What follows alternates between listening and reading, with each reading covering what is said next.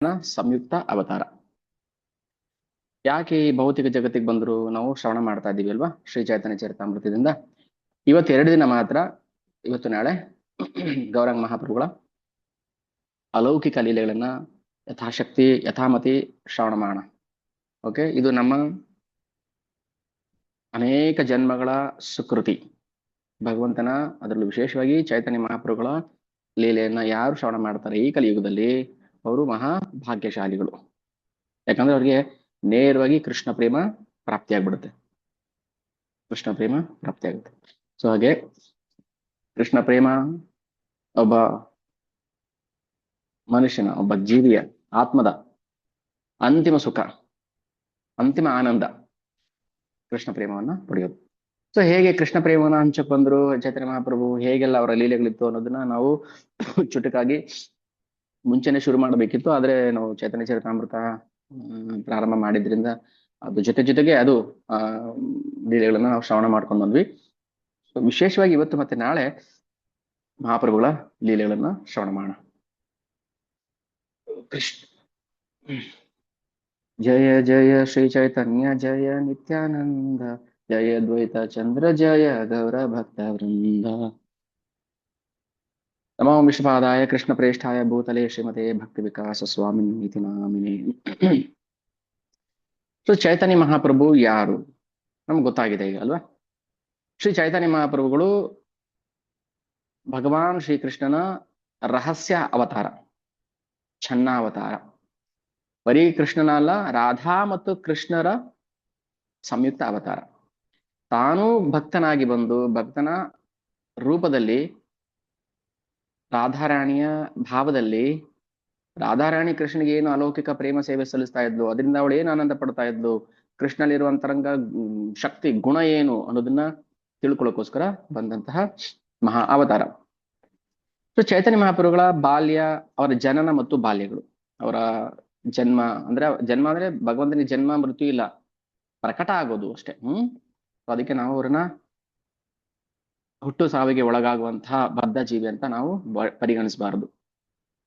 15ನೇ ಶತಮಾನದ ಕೊನೆಯ ಭಾಗದಲ್ಲಿ ನವದ್ವೀಪದಲ್ಲಿ ಅವತಾರ ಮಾಡಿದಂತಹ ವಿಶೇಷ ಶಕ್ತಿ ಕೃಷ್ಣನೇ.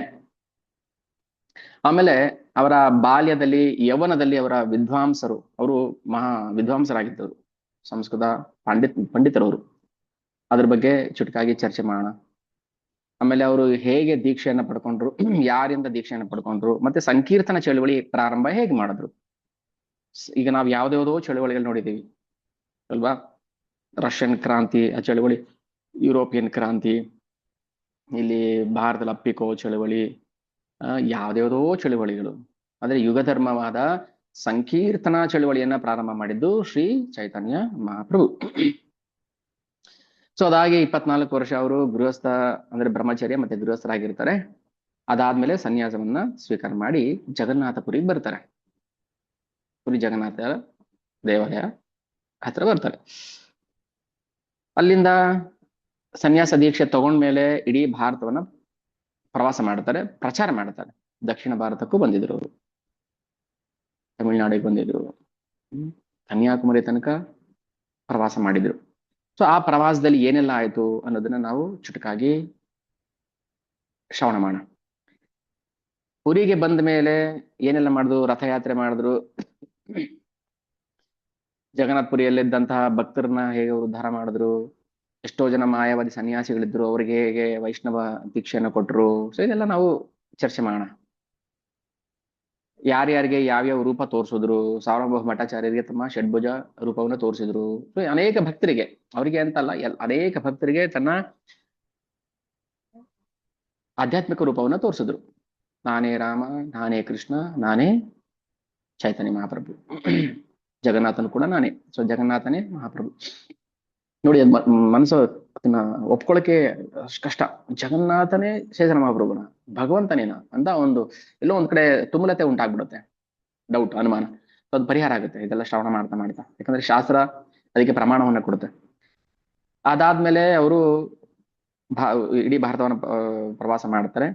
ಭಕ್ತರ ಜೊತೆ ಏನೆಲ್ಲ ಇಲ್ಲೇ ಮಾಡ್ತಾರೆ ಪುರಿಯಲ್ಲಿ. ಆಮೇಲೆ ಅವರ ಕೊನೆಯ 18 ವರ್ಷಗಳು ಗಂಭೀರದಲ್ಲಿ ಹೇಗೆ ಕಳೆದ್ರು ಸೊ ಅನ್ನೋದನ್ನ ನಾವು ಈ ಇವತ್ತಿನ ಮತ್ತೆ ನಾಳೆಯ ಸಂಚಿಕೆಯಲ್ಲಿ ಶ್ರವಣ ಮಾಡೋಣ. ಮಹಾಪ್ರಭು ಖುದ್ದಾಗಿ ಒಂದೇ ಒಂದು ಶಾಸ್ತ್ರವನ್ನ ಅಷ್ಟೇ ರಚನೆ ಮಾಡಿದ್ದು, ಒಂದೇ ಗ್ರಂಥವನ್ನ. ಅದು ಬಿಟ್ಟು ಬೇರೆ ಯಾವುದನ್ನು ಕೂಡ ತಮ್ಮ ಸ್ವತಃ ರಚನೆ ಮಾಡಲಿಲ್ಲ. ಅವರು ತಮ್ಮ ಶಿಷ್ಯರ ಮೂಲಕ ಮಾಡಿಸಿದ್ರು. ಮುಖ್ಯವಾಗಿ ಶ್ರೀಲ ರೂಪ ಗೋಸ್ವಾಮಿ ಮತ್ತು ಸನಾತನ ಗೋಸ್ವಾಮಿ ಅವರ ಮೂಲಕ ಅವರು ತಮ್ಮ ಬೋಧನೆಗಳನ್ನ ಪ್ರಚಾರ ಮಾಡಿದ್ರು. ಶ್ರೀಲ ರೂಪ ಗೋಸ್ವಾಮಿ ಮತ್ತು ಸನಾತನ ಗೋಸ್ವಾಮಿ ಅವರಿಗೆ ಹಗಲು ರಾತ್ರಿ ಬೋಧನೆ ಮಾಡುತ್ತಾರೆ. ಆ ಬೋಧನೆಗಳ ಸಾರಾಂಶವನ್ನ ನಾವು ಚುಟುಕಾಗಿ ತಿಳ್ಕೋಬಹುದು. ಈಗ ನಾವು ಇದರ ಮುನ್ನುಡಿಯನ್ನ ಪರಿಚಯವನ್ನ ನೋಡಿದ್ವಿ. ಭಗವಾನ್ ಚೈತನ್ಯರ ಹೆಸರು ಎಲ್ರಿಗೂ ಗೊತ್ತು. ಈಗ ನಾವು ಆಂಧ್ರ ಆ ಕಡೆ ಹೋದ್ರೆ ಯಾರು ಕೃಷ್ಣ ಚೈತನ್ಯ, ಸಾಯಿ ಚೈತನ್ಯ, ಎಲ್ಲಾ ಹೆಸರಿಂದ ಒಂದೊಂದು ಹೆಸರು ಸೇರಿಸ್ಬಿಡ್ತಾರೆ. ಚೈತನ್ಯ ಅನ್ನೋದು ಒಂದು ಕಾಮನ್ ನೇಮ್ ಆಗ್ಬಿಟ್ಟಿದೆ. ಆದ್ರೆ ಚೈತನ್ಯ ಮಹಾಪ್ರಭು ಸಾಕ್ಷಾತ್ ಭಗವಂತ ಗೊತ್ತಿಲ್ಲ ಅದು. ಸೊ ಚೈತನ್ಯ ಮಹಾಪ್ರಭು ಎಲ್ಲರಿಗೂ ಪರಿಚಿತ, ಆದ್ರೆ ಯಾರಿಗೂ ಪರಿಚಿತ ಅಲ್ಲ. ಸೊ ಯಾಕಂದ್ರೆ ಭಗವಂತ ತನ್ನ ಅಲೌಕಿಕ ದಿವ್ಯ ರೂಪವನ್ನ ಗುಟ್ಟಾಗಿ ಇಟ್ಕೊಂಡು ಮೇಲೆ ಏನ್ ಕಾಣಿಸುತ್ತೋ ಅದ್ರ ಮಾತ್ರ ಜನಗಳಿಗೆ ಪ್ರದಕ್ಷಿಣೆ ಕೊಟ್ಟರು, ಪ್ರದರ್ಶನ ಮಾಡಿದ್ರು. ಯಾರಿಗೆ ಭಗವಂತನನ್ನ ಅರ್ಥ ಮಾಡಿಕೊಳ್ಳುವಂತಹ ಜಿಜ್ಞಾಸೆ ಉಂಟಾಗುತ್ತೋ ಅವ್ರು ಮಾತ್ರ ತೋರಿಸಿದ್ರು. ಉದಾಹರಣೆಗೆ ರಾಮಾನಂದ ರಾಯ್, ಸಾರ್ವಭೌಮ ಭಟ್ಟಾಚಾರ್ಯ, ಸೊ ಇವ್ರಿಗೆಲ್ಲರಿಗೂ ಭಗವಂತ ತೋರಿಸಿದ್ರು ನನ್ನ ರೂಪ ಏನು ಅಂತ. ಯಾರು ಸಮುದ್ರದ ಮೇಲೆ ತೇಲ್ತಾರೆ ಅವ್ರಿಗೆ ಬರೀ ಉಪ್ಪು, ಯಾರು ಒಳಗಿರ್ತಾರೆ ಅವ್ರಿಗೆ ಮುತ್ತು ರತ್ನ ಸಿಗುತ್ತೆ. ಸೊ ಹಾಗೆ ನಾವು ನಮ್ಮ ಬುದ್ಧಿಯನ್ನ, ನಮ್ಮ ಮನಸ್ಸನ್ನ ತೀರಾ ಒಳಕ್ಕೆ ಇಳಿದು ಆಳವಾಗಿ ತಳಸ್ಪರ್ಶಿ, ಸಮುದ್ರದ ತಳಸ್ಪರ್ಶಿ, ಸಮುದ್ರದ ತಳವನ್ನ ಮುಟ್ಟಿ ಬರ್ಬೇಕು ನಾವು. ಅದಕ್ಕೆ ವಿಶೇಷ ಶಕ್ತಿ ಬೇಕು, ಅದಕ್ಕೆ ಕೃಪೆ ಅಂತ ಹೇಳ್ತೀವಿ ನಾವು. ಸೊ ಈಗ ಏನೆಲ್ಲ ಮಾಡಿದ್ರು ಅವರು, ಅವರ ಜನ್ಮ ಹೇಗಾಯ್ತು, ಅವರ ಹೆಸರುಗಳೇನು, ಅವರ ತಂದೆ ತಾಯಿಗಳು ಯಾರು, ಸೊ ಇದೆಲ್ಲ ನಾವು ಕಿರುಪರಿಚಯವನ್ನ ನೋಡ. ಆಗ ತಾನೇ ದ್ವಾಪರ ಮುಗಿದು ಕೆಲವು ವರ್ಷಗಳಾಗಿತ್ತು. ಏನು ಕೆಲವು ವರ್ಷ 4,000 4,500 ವರ್ಷ ಆಗಿತ್ತು ಅಷ್ಟೇ. ಅದು ಕೆಲವೇ ವರ್ಷ, ಯಾಕಂದ್ರೆ 4,32,000 ವರ್ಷ ಇದೆಯಲ್ಲ ಕಲಿಯುಗದ ಆಯುಷ್ಯ. ಅದರಲ್ಲಿ ಕೆಲವು ವರ್ಷ ಆಗಿತ್ತು, ಪರಿವರ್ತನೆ ಆಗ್ತಾ ಇತ್ತು, ಜಗತ್ತು ಇನ್ನ ನಿಧಾನಕ್ಕೆ ಕಲಿಯುಗಕ್ಕೆ ಅದು ಹೊಂದ್ಕೋತಾ ಇತ್ತು. ಆ ಸಮಯದಲ್ಲಿ ಈ ಯುರೋಪಿಯನ್ಸು ಭಾರತಕ್ಕೆ ಹೊಸ ಸಮುದ್ರ ಮಾರ್ಗವನ್ನ, ಭೂಮಾರ್ಗವನ್ನ ಕಂಡುಹಿಡಿಯೋಕೆ ಪ್ರಯತ್ನ ಮಾಡ್ತಾ ಇದ್ರು. ಅಂದ್ರೆ ಆವಾಗ ತಾನೇ ಸ್ಫೂರ್ತಿ ಬಂತು, ಕಂಡುಹಿಡಿಬೇಕು ಅನ್ನೋ ಸ್ಫೂರ್ತಿ ಬಂತು, ಈ ಜಗತ್ತು ಅಂದ್ರೆ ಏನು. ಆಗ ನೋಡಿ, ನಾವು ಒಂದು ಉದಾಹರಣೆ ನೋಡ್ಬೇಕಂದ್ರೆ, ನೀವು ಬೇಲೂರು, ಹಳೆಬೀಡು ಈ ಕಡೆ ಇಲ್ಲೆಲ್ಲ ಹೋದ್ರೆ, ಅಜಂತ, ಎಲ್ಲೋರ, ಅಲ್ಲಿ ಕಲ್ಲಲ್ಲಿ ಕೆತ್ತನೆ ಮಾಡಿದ್ದಾರೆ. ಕಲ್ಲಲ್ಲಿ ಕೆತ್ತನೆ ಮಾಡಿದ್ದಾರೆ. ಚೈನೀಸ್ ಹೇಗಿರ್ತಾರೆ ನೋಡಕ್ಕೆ ಹಾಗೆ ಕಲ್ಲಲ್ಲಿ ಕೆತ್ತನೆ ಮಾಡಿದ್ದಾರೆ. ಬೇಲೂರಲ್ಲಿ ಇದೆ. ಅಂದ್ರೆ ಈಗ ಅದು ಹೆಚ್ಚು ಕಡಿಮೆ 10-11ನೇ ಶತಮಾನದಲ್ಲಿ ಮಾಡಿರುವಂತ ದೇವಸ್ಥಾನಗಳು. ಅದು 1000 ವರ್ಷದ ಹಿಂದೆ, 1000 ವರ್ಷದ ಹಿಂದೆನೆ ನಮ್ಮ ಶಿಲ್ಪಕಾರರಿಗೆ ಅಲೌಕಿಕ ಜ್ಞಾನ ಇತ್ತು. ಸೊ ಆ ಜ್ಞಾನದ ಮೂಲಕ ಚಿತ್ರಗಳನ್ನ ಕಲ್ಲಿನಲ್ಲಿ ಕೆತ್ತಾ ಇದ್ರು. ನಾವಾಗಿನ್ನು ಚೈನಾ ಎಲ್ಲಿದೆ, ಅಮೆರಿಕ ಎಲ್ಲಿದೆ ಗೊತ್ತಿರ್ಲಿಲ್ಲ ನಮ್ಗೆ. 1000 ವರ್ಷಗಳ ಹಿಂದೆ ಇತ್ತು, ಅದ್ರ ಎಲ್ಲಿದೆ ಅಂತ ಗೊತ್ತಿರಲಿಲ್ಲ. ಆಗ ಯುರೋಪಿಯನ್ಸ್ಗೆ, ಅಂದ್ರೆ ಪಾಶ್ಚಿಮಾತ್ಯ ದೇಶಗಳಿಗೆ ಭಾರತಕ್ಕೆ ಬರುವಂತ ಹುಮ್ಮಸ್ಸು, ಸ್ಫೂರ್ತಿ ಕೊಡ್ತಾ ಇತ್ತು. ಹೇಗಾದ್ರೂ ಮಾಡಿ ಭಾರತಕ್ಕೆ ನಾವು ನುಗ್ಗಬೇಕು. ಏನು ಉದ್ದೇಶ, ಇಲ್ಲಿರುವಂತಹ ಅಲೌಕಿಕ ಧರ್ಮ ಗ್ರಂಥಗಳನ್ನ ಓದಬೇಕು ಅನ್ನೋದಲ್ಲ, ಇಲ್ಲಿರುವಂತ ಸಂಪತ್ತನ್ನು ಲೂಟಿ ಮಾಡ್ಬೇಕು ಅಂತ. ಸೊ ಆಗ ಪರಿವರ್ತನೆ ಆಗ್ತದೆ ಅಂತ ಕಾಲ. ಅದಾದ್ಮೇಲೆ ನಮ್ಗೆಲ್ಲ ಗೊತ್ತಿರಂಗೆ ಗಜ್ನಿ, ಗೋರಿ ಇವರೆಲ್ಲ ಬಂದ್ರು, ದಂಡಯಾತ್ರೆ ಮಾಡಿದ್ರು, ಇದ್ದಿದ್ದೆಲ್ಲ ದೋಚ್ಕೊಂಡು ಹೋದ್ರು, ನಾಶ ಮಾಡಿದ್ರು. ಅದಾದ್ಮೇಲೆ ಬ್ರಿಟಿಷ್ ಅವರು ಬಂದ್ರು, 300 ಟ್ರಿಲಿಯನ್ ಕೋಟಿ ಸಂಪತ್ತನ್ನ ಲೂಟಿ ಮಾಡಿದ್ದಾರೆ. ಒಂದಲ್ಲ ಎರಡಲ್ಲ. ನಾವು ಅದೇ ಇಂಗ್ಲೆಂಡ್, ಅದೇ ಲಂಡನ್ಗೆ ಕಳಿಸ್ತೀವಿ ನಮ್ಮ ಮಕ್ಳನ್ನ, ಹೋಗಿ ಊದ್ಕೊಂಬನ್ನಿ ಅಂತ. ಯಾವ ದೇಶ ಯಾವ ಜನರು ನಮ್ಮ ದೇಶವನ್ನ ಲೂಟಿ ಮಾಡಿದ್ರು, ಅಂಕಿಅಂಶ ನೀವು ಕ್ಯಾಲ್ಕುಲೇಟ್ ಮಾಡಕ್ ಆಗಲ್ಲ, ಅಷ್ಟು ಸಂಪತ್ತನ್ನ ಲೂಟಿ ಮಾಡಿದ್ರು. ಏನು ಅಳದು ಉಳಿದು ಎಂಜಿಲ್ ಬಿಟ್ಟೋಗಿರ್ತಾರಲ್ಲ, ಆ ತರ ಬಿಟ್ಟೋಗಿದ್ದಾರೆ ಅಷ್ಟೇ, ಸ್ವಲ್ಪ ಸ್ವಲ್ಪ. ಆದ್ರೆ ಪ್ರಭುಪಾದ ಏನ್ ಹೇಳ್ತಾ ಇದ್ರು ಗೊತ್ತಾ, ನೀವು ಕದಿಯಕ್ ಆಗದೆ ಇರೋಂತ ಒಂದು ಸಂಪತ್ತನ್ನ ನಾನು ಕೊಡೋಕ್ ಬಂದಿದ್ದೀನಿ ಅಂತ. ನೀವ್ ಏನೆಲ್ಲ ಕದ್ಕೊಂಡು ಹೋದ್ರಿ ಅದೆಲ್ಲ ನಶ್ವರ ಆಗುವಂಥದ್ದು, ಶಾಶ್ವತ ಅಲ್ಲ ಅದು. ನಾನು ನಿಮ್ಮ ದೇಶಕ್ಕೆ ಬಂದಿದ್ದು ಶಾಶ್ವತವಾದ ಅಲೌಕಿಕ ಸಂಪತ್ತನ್ನ ಕೊಡೋದಿಕ್ಕೆ. ಯಾರಿಗೆ ಶಕ್ತಿ ಇದೆ ಅದನ್ನ ಸ್ವೀಕಾರ ಮಾಡಕ್ಕೆ ಸ್ವೀಕಾರ ಮಾಡಿ ಅಂತ. ದುಡ್ಡು ಹಣ ಕಾಸು ಅಲ್ಲ ದೋಚ್ಕೊಂಡು ಹೋಗ್ಬೇಕಾಗಿದ್ದು. ಅಷ್ಟೇ ಅಲ್ಲ, ನಲಂದ ಯೂನಿವರ್ಸಿಟಿಗೆ ಬೆಂಕಿ ಹಚ್ಚಿದ್ರು. ಅದು ಎಷ್ಟು ದಿನ ಉರಿತು ಆ ಬೆಂಕಿ, ಅಷ್ಟು ಪುಸ್ತಕಗಳಿತ್ತು. ತಕ್ಷಶಿಲಾ ನಲಂದ ಯೂನಿವರ್ಸಿಟಿಯಲ್ಲಿ ಆ ಕಾಲಕ್ಕೆನೆ ದೇಶ ವಿದೇಶಗಳಿಂದ ಬಂದು ಓದ್ತಾ ಇದ್ರು. ಒಂದು ಗಮನಾರ್ಹ ಸಂಗತಿ, ಜೀಸಸ್ ಕ್ರೈಸ್ಟ್ ಕೂಡ ಭಾರತಕ್ಕೆ ಬಂದು ಸಂಸ್ಕೃತವನ್ನ ಕಲಿತು ಭಾರತವನ್ನ ಹೊಗಳಿ ಹೋದ್ರು. ದೇವದೂತರು ಇವರೆಲ್ಲ, ಭಗವಂತನ ಅನುಯಾಯಿಗಳು, ಭಗವಂತನ ಭಕ್ತರು. ಯಾರನ್ನೇ ಕೇಳಿ, ಈಗ ಕ್ರಿಶ್ಚಿಯನ್ ಧರ್ಮ ಗ್ರಂಥಗಳಿದೆ, ಅದ್ರಲ್ಲಿ ಜೀಸಸ್ ಅವರ 12 ವರ್ಷ ಮಿಸ್ ಆಗಿದೆ. ಅವ್ರು ಬರೆಯಕ್ಕಾಗ್ಲಿಲ್ಲ 12 ವರ್ಷ ಏನಾಯ್ತು ಅಂತ. ಅಪ್ರಕಟ ಆಗಿದ್ರು, ಅಲ್ಲಿದ್ರು ಇಲ್ಲಿದ್ರು ಅಂತ ಹೇಳ್ತಾರೆ. ಆ 12 ವರ್ಷ ಭಾರತಕ್ಕೆ ಬಂದಿದ್ರು ಅವರು. ಚೈನಾದಿಂದ ಒಬ್ಬ ನಾವಿಕ ಬಂದಿದ್ದ. ನೋಡಿ ಸಮಾಜ ಎಲ್ಲಿ ಟರ್ನ್ ಆಗುತ್ತೆ, ಸೋಷಿಯಲ್ ಇಂದ ಸ್ಪಿರಿಚುಯಾಲಿಟಿ. ಹ್ಯುಯೆನ್ ಸಾಂಗ್ ಬಂದು ಇಲ್ಲಿ 18 ವರ್ಷ ಇದ್ದು ಸಂಸ್ಕೃತವನ್ನ ಕಲಿತು ಆ ಸಂಸ್ಕೃತ ಧರ್ಮ ಗ್ರಂಥಗಳನ್ನ ಚೈನೀಸ್ಗೆ ಟ್ರಾನ್ಸ್ಲೇಟ್ ಮಾಡದ. ನಾವು 18 ವರ್ಷ ಏನ್ ಮಾಡ್ತಿದ್ದೀವಿ? 18 ವರ್ಷ ಸಮಯ ಕೊಟ್ರೆ ನಾವೇನ್ ಮಾಡ್ತೀವಿ? ಒಂದ್ ಮನೆ ಕಟ್ಟಿ ಸಾಲ ಮಾಡ್ಬಿಟ್ಟು ಆ ಸಾಲ ತೀರ್ಸ್ಕೊಂಡು ಕೂತ್ಕೊಂಡ್ಬಿಡ್ತೀವಿ. ನಮಗೆ ಗೊತ್ತಿಲ್ಲ ಭಾರತದ ಸಂಪತ್ತು ಎಷ್ಟಿದೆ, ಭಾರತದ ಧರ್ಮ ಗ್ರಂಥಗಳ ಶಕ್ತಿ ಎಷ್ಟಿದೆ, ಅದ್ರ ಪ್ರಮಾಣ ಏನು. ಒಂದು ಕಾಲದಲ್ಲಿ 3 ಲಕ್ಷ ಜನ ವಿದ್ಯಾರ್ಥಿಗಳು ನಲಂದ ಯೂನಿವರ್ಸಿಟಿ ಪಾಠ ಕಲಿತಾ ಇದ್ರು. ಕ್ರಿಸ್ತ ಪೂರ್ವ, ಜೀಸಸ್ ಕ್ರೈಸ್ಟ್ ಬರೋಕ್ ಮುಂಚೆ, ಭಾರತಕ್ಕೆ ಬರೋಕ್ ಮುಂಚೆ, ಅವರ ಅವತಾರ ಆಗಕ್ ಮುಂಚೆನೆ. ಅದಕ್ಕೆಲ್ಲ ಬೆಂಕಿ ಹಚ್ಚಿದ್ರು. ನಮ್ಗೆ ಬೇಡ ಅದು. ನಮಗೆ ಧರ್ಮ ಗ್ರಂಥಗಳು ಬೇಡ, ನಮ್ಗೇನು ಹೊಟ್ಟೆ ಬಟ್ಟೆಗಿದ್ರೆ ಸಾಕು. ಆಗ ತಾನೇ ಜಗತ್ತು ಪರಿವರ್ತನೆ ಆಗ್ತಾ ಇತ್ತು. ಭಾರತಕ್ಕೆ ಜನಗಳು ಬರ್ತಾ ಇದ್ರು ಕಲಿಯೋದಿಕ್ಕೆ. ಆಗ ಯುರೋಪಿಯನ್ಸ್ ಅಷ್ಟೇನೆ ಬಂದ್ರು ಭೂಭಾಗ. ಏನ್ ಬಂದ್ರು? ಕ್ಯಾಲಿಕಟ್ಗೆ ಬಂದ್ರು, ಕನ್ಯಾಕುಮಾರಿಗೆ ಬಂದ್ರು, ಬಂಗಾಲ್ಗೆ ಬಂದ್ರು. ಬಂದು ಏನ್ ಮಾಡಿದ್ರು? ಲೂಟಿ ಹೊಡ್ಕೊಂಡ್ರು. ಆದ್ರೆ ಈ ಧರ್ಮ ಗ್ರಂಥಗಳಿದೆಲ್ಲ, ಇದನ್ನ ಯಾರು ಲೂಟಿ ಮಾಡಕ್ ಆಗೋದಿಲ್ಲ. ಕೃಷ್ಣ ಕೊಟ್ರೆ ಮಾತ್ರ ಉಂಟು, ಇಲ್ಲಂದ್ರಿಲ್ಲ. ಅಂತಹ ಸಂಪತ್ತನ್ನ ನಮಗೆ ಭಗವಂತ ಇವತ್ತು ಧಾರೆ ಏರ್ಕೊಡ್ತಾನೆ. ತಗೊಳ್ಳಿ, ಇದರ ಸವಿಯನ್ನ ಅನುಭವಿಸಿ, ಇದರ ರುಚಿಯನ್ನ ಆಸ್ವಾದಿಸಿ, ಆನಂದಿಸಿ ಅಂತ. ಹೀಗೆ ಸಮಾಜದಲ್ಲಿನ ಉನ್ನತ ವರ್ಗದ ಜನರು ದಬ್ಬಾಳಿಕೆ ಮಾಡ್ತಾ ಇದ್ರು. ಬ್ರಾಹ್ಮಣರು ವೈಶ್ಯರನ್ನ, ಶೂದ್ರನ್ನ ಹಿಂಸೆ ಮಾಡ್ತಾ ದಬ್ಬಾಳಿಕೆ ಮಾಡ್ತಾ ಇದ್ರು.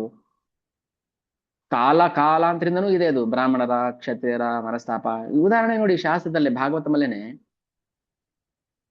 ದೇವಯಾನಿ ಮತ್ತೆ ಶರ್ಮಿಷ್ಠರ ತಂದೆಯರು, ಶುಕ್ರಾಚಾರ್ಯ ಮತ್ತೆ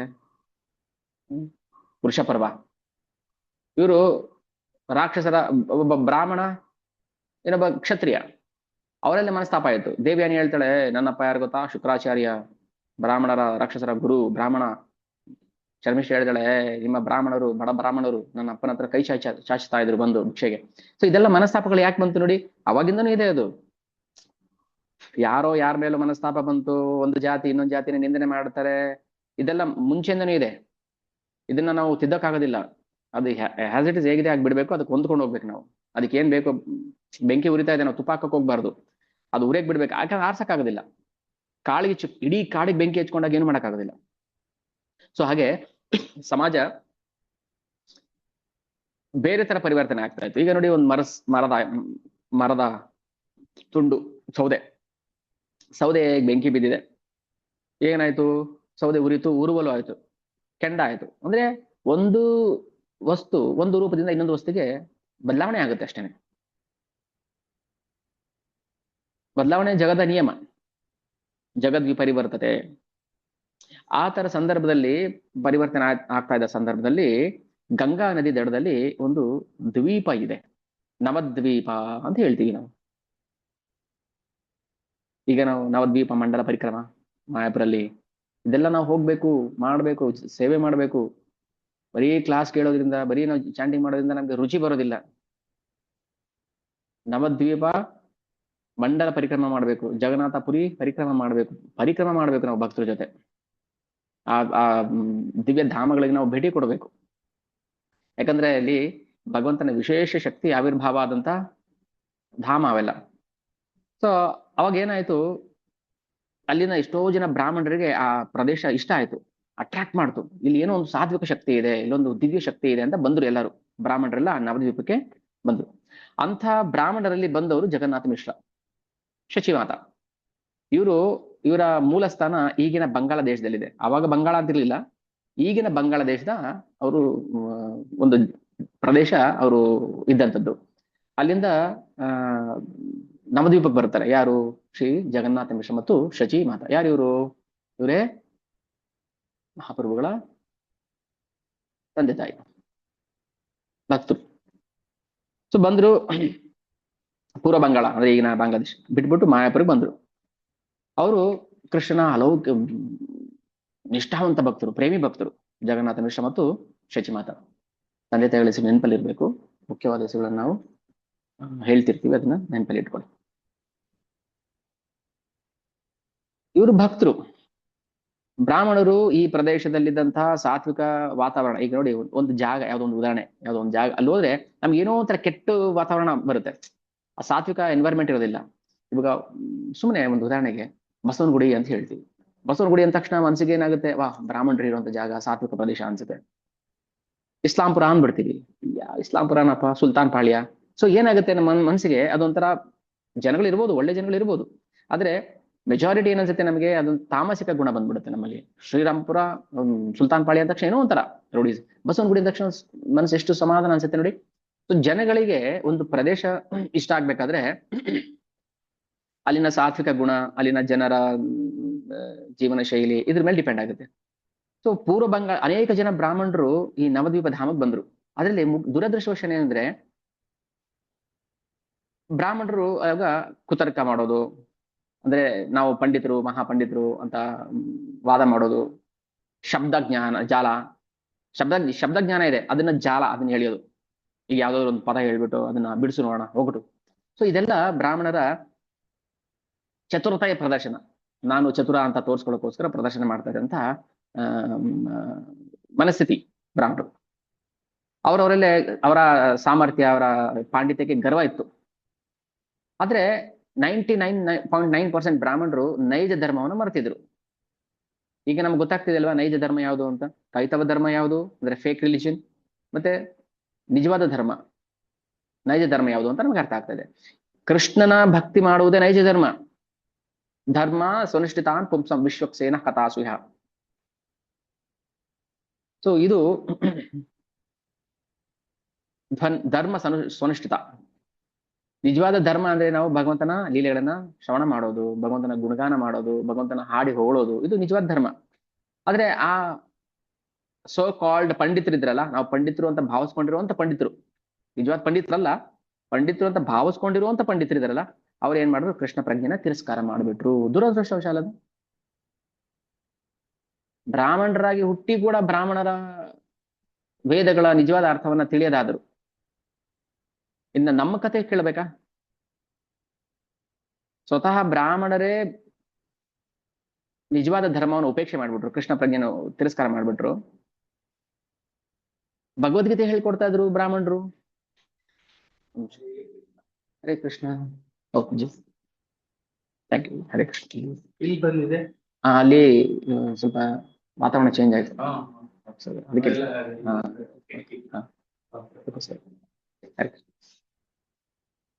ಆಗ ಬ್ರಾಹ್ಮಣರು ಪಾಠ ಪ್ರವಚನ ಮಾಡ್ತಾ ಇದ್ರು, ವೇದ ಅಧ್ಯಯನ ಮಾಡ್ತಾ ಇದ್ರು.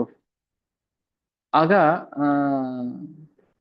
ಪಾಂಡಿತ್ಯ ಅನ್ನೋದು ಕೇವಲ ಶಬ್ದ ಜಾಲ. ನೋಡಿ, ಕಲಿಯುಗದ ಲಕ್ಷಣ ಏನಂದ್ರೆ, ಯಾರು ಶಬ್ದಗಳನ್ನ ಚೆನ್ನಾಗಿ ಯೂಸ್ ಮಾಡ್ತಾರೆ ಅವ್ರನ್ನ ಪಂಡಿತ ಅಂತ ಕರಿತೀವಿ.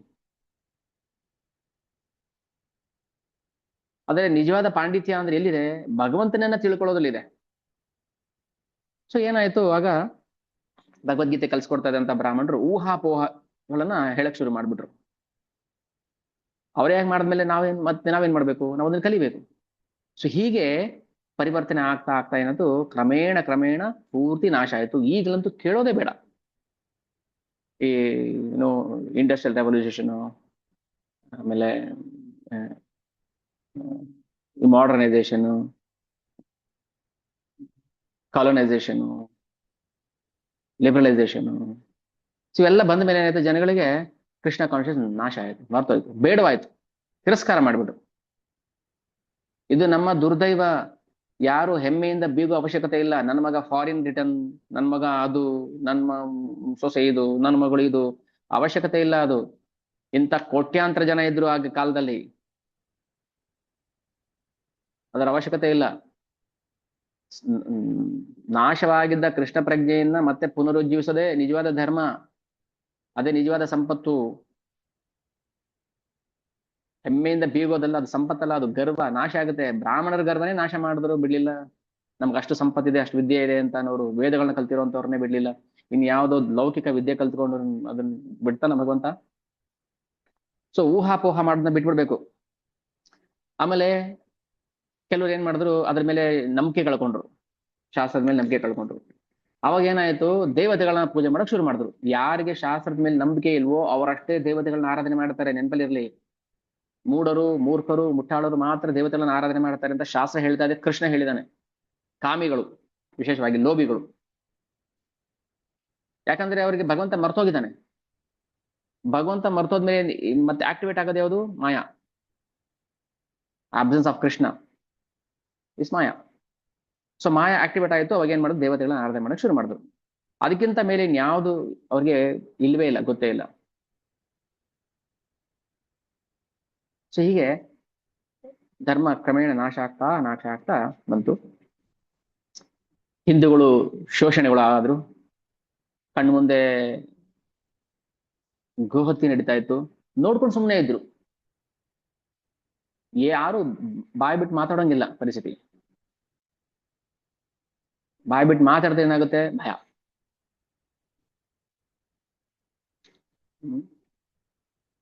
ಸುಮ್ಮನೆ ಒಂದು ಉದಾಹರಣೆಗೆ ಹೇಳ್ತೀನಿ, ಯಾರು ಹೊಸಕೋಟೆಯಲ್ಲಿ ಇದ್ದಾರೋ ಅವ್ರಿಗಷ್ಟೇ ಗೊತ್ತಾಗುತ್ತೆ. ಮಣಿ ದಮ್ ಬಿರಿಯಾನಿಯ ಬಗ್ಗೆ ನಾವು ಪೊಲೀಸ್ ಕಂಪ್ಲೇಂಟ್ ಮಾಡಿದ್ವಿ, ಇವನಿಗೆ ಮಾಡ್ತಾ ಇದ್ದಾನೆ ಅಂತ. ರೌಡಿಸಮ್, ನೀನ್ ಏನೇ ರೌಡಿಸಮ್ ಮಾಡಿದ್ರೆ ನನಗೇನ್ ಮಾಡ್ತೀಯ? ನಾನು ನಮ್ಮ ಬ್ರದರ್ ಹೋಗಿ ಪೊಲೀಸ್ ಕಂಪ್ಲೇಂಟ್, ಈ ತರ ಮಾಡ್ತಿದ್ದಾನೆ ಅವನು, ನೀವ್ಯಾಕೆ ಆಕ್ಷನ್ ತಗೋತಾ ಇಲ್ಲ? ವಿಡಿಯೋ ಮಾಡಿ ತಗೊಂಡು ಹೋಗಿದ್ವಿ 4:15 ಬೆಳಗಿನ ಜಾವ. ಎಲ್ಲ ರೆಕಾರ್ಡ್ ಎಲ್ಲ ಇದೆ ನಮ್ಮ ಹತ್ರ. 4:15 ಬೆಳಗಿನ ಜಾವ ಹೋಗಿ ಮಣಿ ದಮ್ ಬಿರಿಯಾನಿ ಮಾಡ್ತಿದ್ದಾನೆ. ಅಲ್ಲಿ ಅವ್ನು ತಿಂದು ಬಿಸಾಕಿರೋ ಮೂಳೆಗಳನ್ನ ತಿಂದು ನಾಯಿಗಳು ಲೇಔಟ್ ಒಳಗೆ ನುಗ್ತಾ ಇದ್ದಾವೆ. ಏನ್ ಆಕ್ಷನ್ ತಗೋತಾ ಇದ್ದೀರಾ ನೀವು? ನೀವ್ಯಾರು ಕೇಳಕ್ಕೆ ಅಂತಾರೆ ಅವರು. ಈ ತರ ದಬ್ಬಾಳಿಕೆ ಕಣ್ಣು ಮುಂದೆ ಈಗ ಗೋಹತ್ಯೆ ನಡೀತಾ ಇದೆ. ಅಲ್ಲಿರೋ ಜನಗಳನ್ನ ವಿಡಿಯೋ ಮಾಡಿ, ಇಷ್ಟು ಬೆಳಿಗ್ಗೆ ಏನಕ್ಕೆ ಬಂದ್ರಿ ನೀವು 4 ಗಂಟೆ 4:15ಗೆ? ಏಕಾದಶಿ ದ್ವಾದಶಿ ಯಾವ್ದು ನೋಡದೆ, ಹಬ್ಬ ಹರಿದಿನ ನೋಡದೆ ಬರ್ತಿರಲ್ಲ ನೀವು ಮಣಿ ದಮ್ ಬಿರಿಯಾನಿ ತಿನ್ನೋದಕ್ಕೆ. ಸಹಿಸ್ಕೊಂಡಿರ್ಬೇಕಾ? ಆದ್ರೆ ಅನಿವಾರ್ಯ ಆಗ್ಬಿಡುತ್ತೆ. ಯಾಕಂದ್ರೆ ಯಾರಿಗೆ ಹಣ ಬಲ ಇರುತ್ತೆ, ಜನ ಬಲ ಇರುತ್ತೆ, ಆ ಕಡೆ ಹೋಗ್ಬಿಡುತ್ತೆ ನ್ಯಾಯ. ಸೊ ಆಗಿನ ಕಾಲದಲ್ಲೇನೆ 10-15 ಶತಮಾನದಲ್ಲೇನೆ ಹಿಂದೂಗಳ ಮೇಲೆ ಶೋಷಣೆ ಮಾಡ್ತಾ ಇದ್ರು. ಅದು ಬೇರೆ ಯಾರು ಅಲ್ಲ, ಹಿಂದೂಗಳ ಮೇಲೆ ಹಿಂದೂಗಳೇ ಶೋಷಣೆ ಮಾಡ್ತಾ ಇದ್ರು. ನಮ್ಗೆ ಗೊತ್ತಾಗ್ತಾ ಇಲ್ಲ ಅಷ್ಟೇ. ನಾವು ಹೊರಗಡೆ ನಾವು ಎಕ್ಸ್ಪೋಸ್ ಆಗಿಲ್ಲ, ಹೊರಗಡೆ ಹೋಗ್ಲಿಲ್ಲ ನಾವು, ಅದಕ್ಕೆ ನಮ್ಗೆ ಗೊತ್ತಾಗ್ತಾ ಇಲ್ಲ. ಸೊ ಅವಾಗ 15ನೇ ಶತಮಾನದ ಕೊನೆಯಲ್ಲಿ ಮುಸಲ್ಮಾನರು ನವದ್ವೀಪನ ಆಳ್ತಾ ಇದ್ರು. Muslim Chand Kazi Muslim. ಆ ಮುಸ್ಲಿಂ ಏನ್ ಮಾಡ್ತಾ ಇದ್ರು, ಕಣ್ ಮುಂದೆನೆ ಗೋಹತ್ಯೆ ಮಾಡ್ತಾ ಇದ್ರು. ಹಿಂದೂಗಳು ನೋಡ್ಕೊಂಡು ಸುಮ್ಮನೆ ಇರ್ಬೇಕಿತ್ತು. ಅವಾಗ ಇದೆಲ್ಲ ನೋಡ್ತಾ ನೋಡ್ತಾ ಶಿಲ ಅದ್ವೈತಾಚಾರ್ಯರಿಗೆ ನೋವಾಯ್ತು, ಸಂಕಟ ಆಯ್ತು. ಅವ್ರೇನ್ ಮಾಡ್ತಾರೆ, ನಾವ್ ಇದನ್ನ ಕೇಳಿದ್ವಲ್ಲ ಚೈತನ್ಯ ಮಹಾಪ್ರಭು ಚೈತನ್ಯ ಚರಿತಾಮೃತದಲ್ಲಿ. ಅದ್ವೈತಾಚಾರ್ಯ ಏನ್ ಮಾಡ್ತಾರೆ, ಗಟ್ಟಿಯಾಗಿ ಕೂಗ್ತಾರೆ. ತುಳಸಿ ಮತ್ತೆ ಜಲವನ್ನು ಅರ್ಪಣೆ ಮಾಡ್ತಾ, ದಯವಿಟ್ಟು ಬನ್ನಿ ನೀವು, ಇಲ್ಲಾಂದ್ರೆ ನಮ್ಮ ಉದ್ಧಾರ ಆಗೋದಿಲ್ಲ, ಉದ್ಧಾರದ ಮಾರ್ಗನೇ ಇಲ್ಲ ಅಂತ ಹೇಳಿ ಭಗವಂತನನ್ನ ಆರಾಧನೆ ಮಾಡ್ತಾರೆ ಅದ್ವೈತಾಚಾರ್ಯ. ಸೊ ಅದಾದ್ಮೇಲೆ ಭಗವಂತ ಏನ್ ಮಾಡ್ತಾನೆ, ಕೃಷ್ಣ ಅದೇ ಸಂದರ್ಭಕ್ಕೆ ಅವತಾರ ಮಾಡ್ಬೇಕು ಅಂತ ಕಾಯ್ತಾ ಇದ್ದ, ಯೋಚನೆ ಮಾಡ್ತಾ ಇದ್ದಲ್ವಾ ಗೋಲೋಕದಲ್ಲಿ ಕೂತು. ಶಚಿ ಮಾತೆ ಗರ್ಭವನ್ನು ಪರೀಕ್ಷೆ ಮಾಡ್ತಾನೆ ಕೃಷ್ಣ. ಈ ಶಚಿ ಮಾತಾ ಯಶೋಧ ಮತ್ತೆ ದೇವಿಕೆಯರ ಸಂಗಮ ಅವತಾರ. ಓಕೆ, ಶಚಿದೇವಿ ಗರ್ಭವನ್ನ ಪ್ರವೇಶ ಮಾಡ್ತಾನೆ ಕೃಷ್ಣ. ಆದ್ರೆ ಎಲ್ಲ ಹಾಗೆ 9 ತಿಂಗಳು ಗರ್ಭದಲ್ಲಿರಲಿಲ್ಲ ಇವರು, 13 ತಿಂಗಳು ಗರ್ಭದಲ್ಲಿದ್ರು. ಇದು ವಿಶೇಷ. 13 ತಿಂಗಳು ಇವರು ತಾಯಿ ಗರ್ಭದಲ್ಲಿದ್ದವರು. ಆಗಾಗ ಇವ್ರ ಮನೆಗಳಿಗೆ ಪುಣ್ಯವಂತರು, ಭಕ್ತರು, ವಿದ್ವಾಂಸರು ಅವರು ಇವರು ಬರ್ತಾ ಇದ್ರು. ಆದ್ರೆ ಜಗನ್ನಾಥ ಮಿಶ್ರರಿಗೆ ಗೊತ್ತಿರ್ಲಿಲ್ಲ ನಮ್ಮ ಮನೆಗೆ ಬರ್ತಾ ಇದ್ದವರು ದೇವತೆಗಳು ಅಂತ. ದೇವತೆಗಳೇ ಬ್ರಾಹ್ಮಣರ ರೂಪದಲ್ಲಿ, ಭಕ್ತರ ರೂಪದಲ್ಲಿ, ಅಥವಾ ಯಾರೋ ದಾರಿಲೋಗೋ ಆಗಂತುಕರ ರೂಪದಲ್ಲಿ ಮನೆಗೆ ಬಂದು ಹೋಗ್ತಿದ್ರು. ಜಗನ್ನಾಥ ಮಿಶ್ರರಿಗೆ ಗೊತ್ತಿರ್ಲಿಲ್ಲ. ದೇವತೆಗಳೇ ಬರ್ತಾ ಇದ್ರು ನಮ್ಮ ನೋಡೋದಕ್ಕೆ ಅಂತ. ದೇವತೆಗಳು ಬರ್ತಾ ಇದ್ರು ಮನೆಗೆ. ಸೊ ಆಗ ಆ ಸಮಯ ಇಸ್ವಿ ಎಷ್ಟಾಯ್ತು? 1486. ಫಾಲ್ಗುಣ ಮಾಸದ ಹುಣ್ಣಿಮೆ ದಿನ ನಾಳೆ. ಇದು ಯಾವ ಮಾಸ ಇದು? ಫಾಲ್ಗುಣ ಮಾಸ. ನಾಳೆ ಹುಣ್ಣಿಮೆ. ಸೊ ಫಾಲ್ಗುಣ ಮಾಸದ ಹುಣ್ಣಿಮೆಯ ರಾತ್ರಿ ಚಂದ್ರನ ಹಾಗೆ ಭಗವಂತ ಅವತಾರ ಮಾಡ್ತಾನೆ.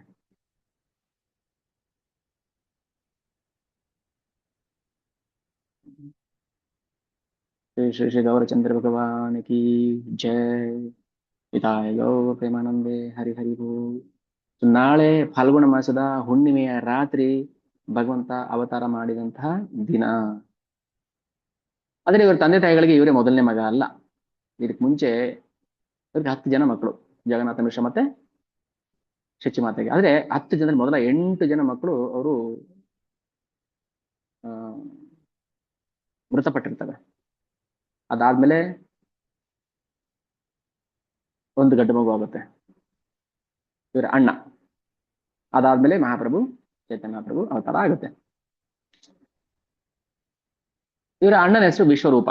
ಅಂದ್ರೆ ಮೊದಲನೇ ಗಂಡು ಮಗು, ಆದ್ರೆ 9ನೇ ಮಗು ಲೆಕ್ಕದಲ್ಲಿ. ವಿಶ್ವರೂಪ ಅಂತ ಅವರಿಗೆ ನಾಮಕರಣ ಮಾಡ್ತಾರೆ. ಇದಾದ್ಮೇಲೆ ವಿಶ್ವಂಬರ. ವಿಶ್ವಂಬರ ಅಂದ್ರೆ ಭಗವಾನ್ ಚೈತನ್ಯರ ಬಾಲ್ಯದ ಹೆಸರು, ಹುಟ್ಟಿನ ಹೆಸರು ವಿಶ್ವಂಬರ. ಸೊ ಈಗ ಮಗು ಹುಟ್ಟಿದ್ಮೇಲೆ ಅವಾಗ ಏನಂದ್ರೆ ಸಂಪ್ರದಾಯ ಹೇಗಿತ್ತು ಅಂದ್ರೆ, ಯಾವ್ದಾದ್ರು ಒಬ್ಬ ಶ್ರೇಷ್ಠ ಬ್ರಾಹ್ಮಣರ ಮನೆಯಲ್ಲಿ ಏನಾದ್ರು ಒಂದು ಒಳ್ಳೆ ಕಾರ್ಯ ಆಗ್ತಾ ಇದೆ ಅಂದ್ರೆ ಊರಿನ ಜನರೆಲ್ಲ ಬಂದು ಜೈಘೋಷ ಆಗ್ತಾ ಇದ್ರು. ಅಂದ್ರೆ ಜಗನ್ನಾಥ ಮಿಶ್ರ ಮತ್ತು ಶಚಿಮಾತೆಯ ಆ ವರ್ಚಸ್ಸು ತೇಜಸ್ಸು ಎಷ್ಟಿತ್ತು ಅಂದ್ರೆ, ಅಲ್ಲಿದ್ದಂತ ಪ್ರತಿಯೊಬ್ಬ ಜನರು, ಆ ಊರಲ್ಲಿದ್ದಂತ ಪ್ರತಿಯೊಬ್ಬ ಜನರು ಅವರಿಗೆ ಅಷ್ಟೇ ಗೌರವ ಕೊಡ್ತಾ ಇದ್ದವರು. ಸೊ ಇವ್ರ ಮನೇಲಿ ಒಂದು ಮಗು ಆಯ್ತಲ್ಲ, ಇಷ್ಟು ಹೆಣ್ಮಕ್ಳು ಸತ್ತ ಮೇಲೆ, ಮತ್ತೆ ವಿಶ್ವರೂಪ, ಅದಾದ್ಮೇಲೆ ವಿಶ್ವಂಬರ. ವಿಶ್ವಂಬರ ಅಂದ್ರೆ ಮಹಾಪ್ರಭು ಹುಟ್ಟಿದ ಸಮಯದಲ್ಲಿ ಅಲ್ಲಿನ ಜನರೆಲ್ಲ ಹೋಗಿ ಏನ್ ಮಾಡ್ತಾರೆ, ಗಂಗಾ ನದಿಯಲ್ಲಿ ಮುಳುಗಿ ಹರಿ ಹರಿ ನಾಮ ಜಪ ಮಾಡ್ತಾ ಇದ್ರು. ಹರಿ ಹರಿ ಹರಿ ಹರಿ ಹರಿ ಹರಿ ಹರಿ ಬೋಲ್ ಹರಿ ಬೋಲ್ ಹರಿ ಬೋಲ್. ಯಾಕಂದ್ರೆ ಅಲ್ಲಿದ್ದಂತಹ ಜನರು ಯಾರು ಸಾಮಾನ್ಯರಲ್ಲ, ಸಾಮಾನ್ಯರ ಜನರ ರೂಪದಲ್ಲಿ ಬಂದಂತಹ ದೇವತೆಗಳು ಅವರು. ಅದಕ್ಕೆ ಧಾಮದಲ್ಲಿರುವಂತಹ ಜನರು ನಾವು ನೀವು ನಿಮ್ಮ ಹಾಗೆ ಅವರು ಭೌತಿಕ ಜೀವಿಗಳಲ್ಲ. ಆದ್ರೆ ನಾವು ದೇವತೆಗಳು ಅಂತ ಅವ್ರಿಗೆ ಗೊತ್ತಿಲ್ಲ. ಜಗನ್ನಾಥ ಮಿಶ್ರ ಮನೆಗೆ ದೇವತೆಗಳು ಬರ್ತಾ ಇದ್ರು, ಅವ್ರಿಗೆ ಗೊತ್ತಿಲ್ಲ ದೇವತೆಗಳು ಅಂತ. ಹೀಗೆ ಅಲ್ಲಿನ ಜನರೆಲ್ಲ ಏನ್ ಮಾಡ್ತಾ ಇದ್ರು, ಹರಿಬೋಲ್ ಆಡ್ತಾ ಇದ್ರು. ಆಗ ಮುಸಲ್ಮಾನರು ಇದ್ರಲ್ಲ, ಮುಸಲ್ಮಾನ್ ರಾಜ ಇದ್ನಲ್ಲ ಚಾಂದ್ ಕಾಜಿ, ನೋಡಿ ನಗಾಡ್ತಾ ಇದ್ರು, ಅಪಹಾಸ್ಯ ಮಾಡ್ತಾ ಇದ್ರು. ಏನಿದು ಅಂತ. ಈ ಮುಸ್ಲಿಮ್ರು ಬಿಡ್ರಿ ಅಪ್ಪ, ಹಿಂದೂಗಳೇ ನೀವು ಕೈಯಲ್ಲಿ ಚಾಂಟಿಗೆ ಬಿಟ್ಕೊಂಡ್ರೆ ಮೇಲಿನ ಕ್ಲಾಗ್ ನೋಡ್ತಾರೆ ಗೊತ್ತಾ? ಆತರ ಫೀಲ್ ಆಗಿದೆ ಯಾರಿಗೆ ಅನುಭವಿಸಿದಿರಾ? ಮುಸ್ಲಿಮ್ರಲ್ಲ, ಎಷ್ಟು ಜನ ಹಿಂದೂಗಳು ನೀವೇನ್ರಿ ಮುಸ್ಲಿಮ ನನ್ಗೊಬ್ರು ಕೇಳಿದ್ರೆ, ಗುಣಗಣ ಗುಣಗ್ಬೇಡ್ರಿ. ಎಷ್ಟೋ ಸಲ ಆಗಿದೆ, ಮೊದಲನೇ ಸಲ ಅಲ್ಲ, ಸುಮಾರು ಸಲ ಬಸ್ಸಲ್ಲಿ ಹೋಗ್ಬೇಕಾದ್ರೆ ಗಟ್ಟಿಗೆ ಹೇಳ್ಬಿಟ್ರಿ, ನಾನು ಕೇಳ್ರಿ ಮುಸ್ಲಿಮ ನೀವು ಇಲ್ಲ ಹಿಂದೂ, ಮತ್ತೆ ನಾಚಿಕೆ ಆಗೋದಿಲ್ಲ ನಿಮ್ಗೆ? ಪಿಕ್ಚರ್ ಹಾಡಾಡ್ತಾ ಇದ್ದೇನೆ ನಾನು, ದೊಡ್ಡದಾಗಿ ಲೌಡ್ ಸ್ಪೀಕರ್ ಹಾಕೊಂಡು ಪಿಕ್ಚರ್ ಹಾಡುಗಳು ಕೇಳ್ತಿರ್ತಾರೆ, ಅವ್ರಿಗೇನು ಮಾತಾಡಲ್ಲ. ಮುಸ್ಲಿಮ್ಸ್ ಬೇಡ, ಹಿಂದೂಗಳೇ ಅಪಹಾಸ್ಯ ಮಾಡ್ತಾರೆ ಹಿಂದೂಗಳನ್ನ ಕಂಡ್ರೆ, ಭಕ್ತರನ್ನ ಕಂಡ್ರೆ, ಚಾಂಟಿಂಗ್ ಮಾಡೋರ್ನ ಕಂಡ್ರೆ. ಎಲ್ಲಿ ನಮಗೂ ನಾಮ ಹಾಕ್ಬಿಡ್ತಾನೋ ಅನ್ನೋ ಭಯ ಅವರಿಗೆ. ಅವನು ಹಾಕೊಂಡ್ ನಮಗೂ ಹಾಕಿ ಕಳಿಸ್ಬಿಡ್ತಾನೆ ಅನ್ನೋ ಭಯ. ಇಂಥ ಚಂಡಾಳರ ಮೂರ್ಖರಿಗೆ ಏನ್ ಹೇಳ್ಬೇಕು? ಅದನ್ನೇ ಹೇಳ್ಬೇಕು, ಇನ್ನೇನು ಹೇಳಂಗಿಲ್ಲ ಅವರಿಗೆ. ಮುಸಲ್ಮಾನರು ಅಪಹಾಸ್ಯ ಹೇಗೆ? ಮುಸಲ್ಮಾನರು ಈಗ ನವದೀಪ್ ಮಹಾಪುರ ಟೆಂಪಲ್ಗೆ ಮುಸ್ಲಿಮ್ಸ್ ಬರ್ತಾರೆ, ಗೊತ್ತಿಲ್ಲ ನಮ್ಗೆ. ಮಹಾಪ್ರಭುಗೆ ಬಟ್ಟೆ ಹೊಲಿತಾರಲ್ಲ ಅವ್ರು ಯಾರು? ಭಕ್ತರು, ಮುಸ್ಲಿಮ್ಸ್ ಇದ್ದಾರೆ, ಕ್ರಿಶ್ಚಿಯನ್ಸ್, ಎಷ್ಟು ಜನ, ಎಲ್ಲಾ ತರ ಜನರು ಇದ್ದಾರೆ, ಭಗವಂತನ ಸೇವೆ ಮಾಡ್ತಾರೆ.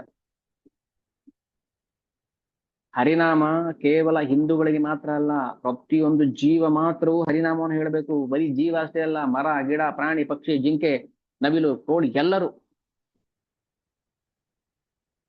ಕೋಳಿ ಕೊಕ್ಕೊ ಅನ್ನತ್ತಲ್ಲ, ಕಕಾರ ಇದೆಯಲ್ಲ, ಆ ನಾಮ ಭಗವಂತನ ನಾಮ ಹೇಳ್ತಾ ಇದೆ, ಅದು ಗೊತ್ತಿಲ್ಲ ಅಷ್ಟೇನೆ. ಭಗವಂತನ ಹೆಸರೇ ಅಕ್ಷ.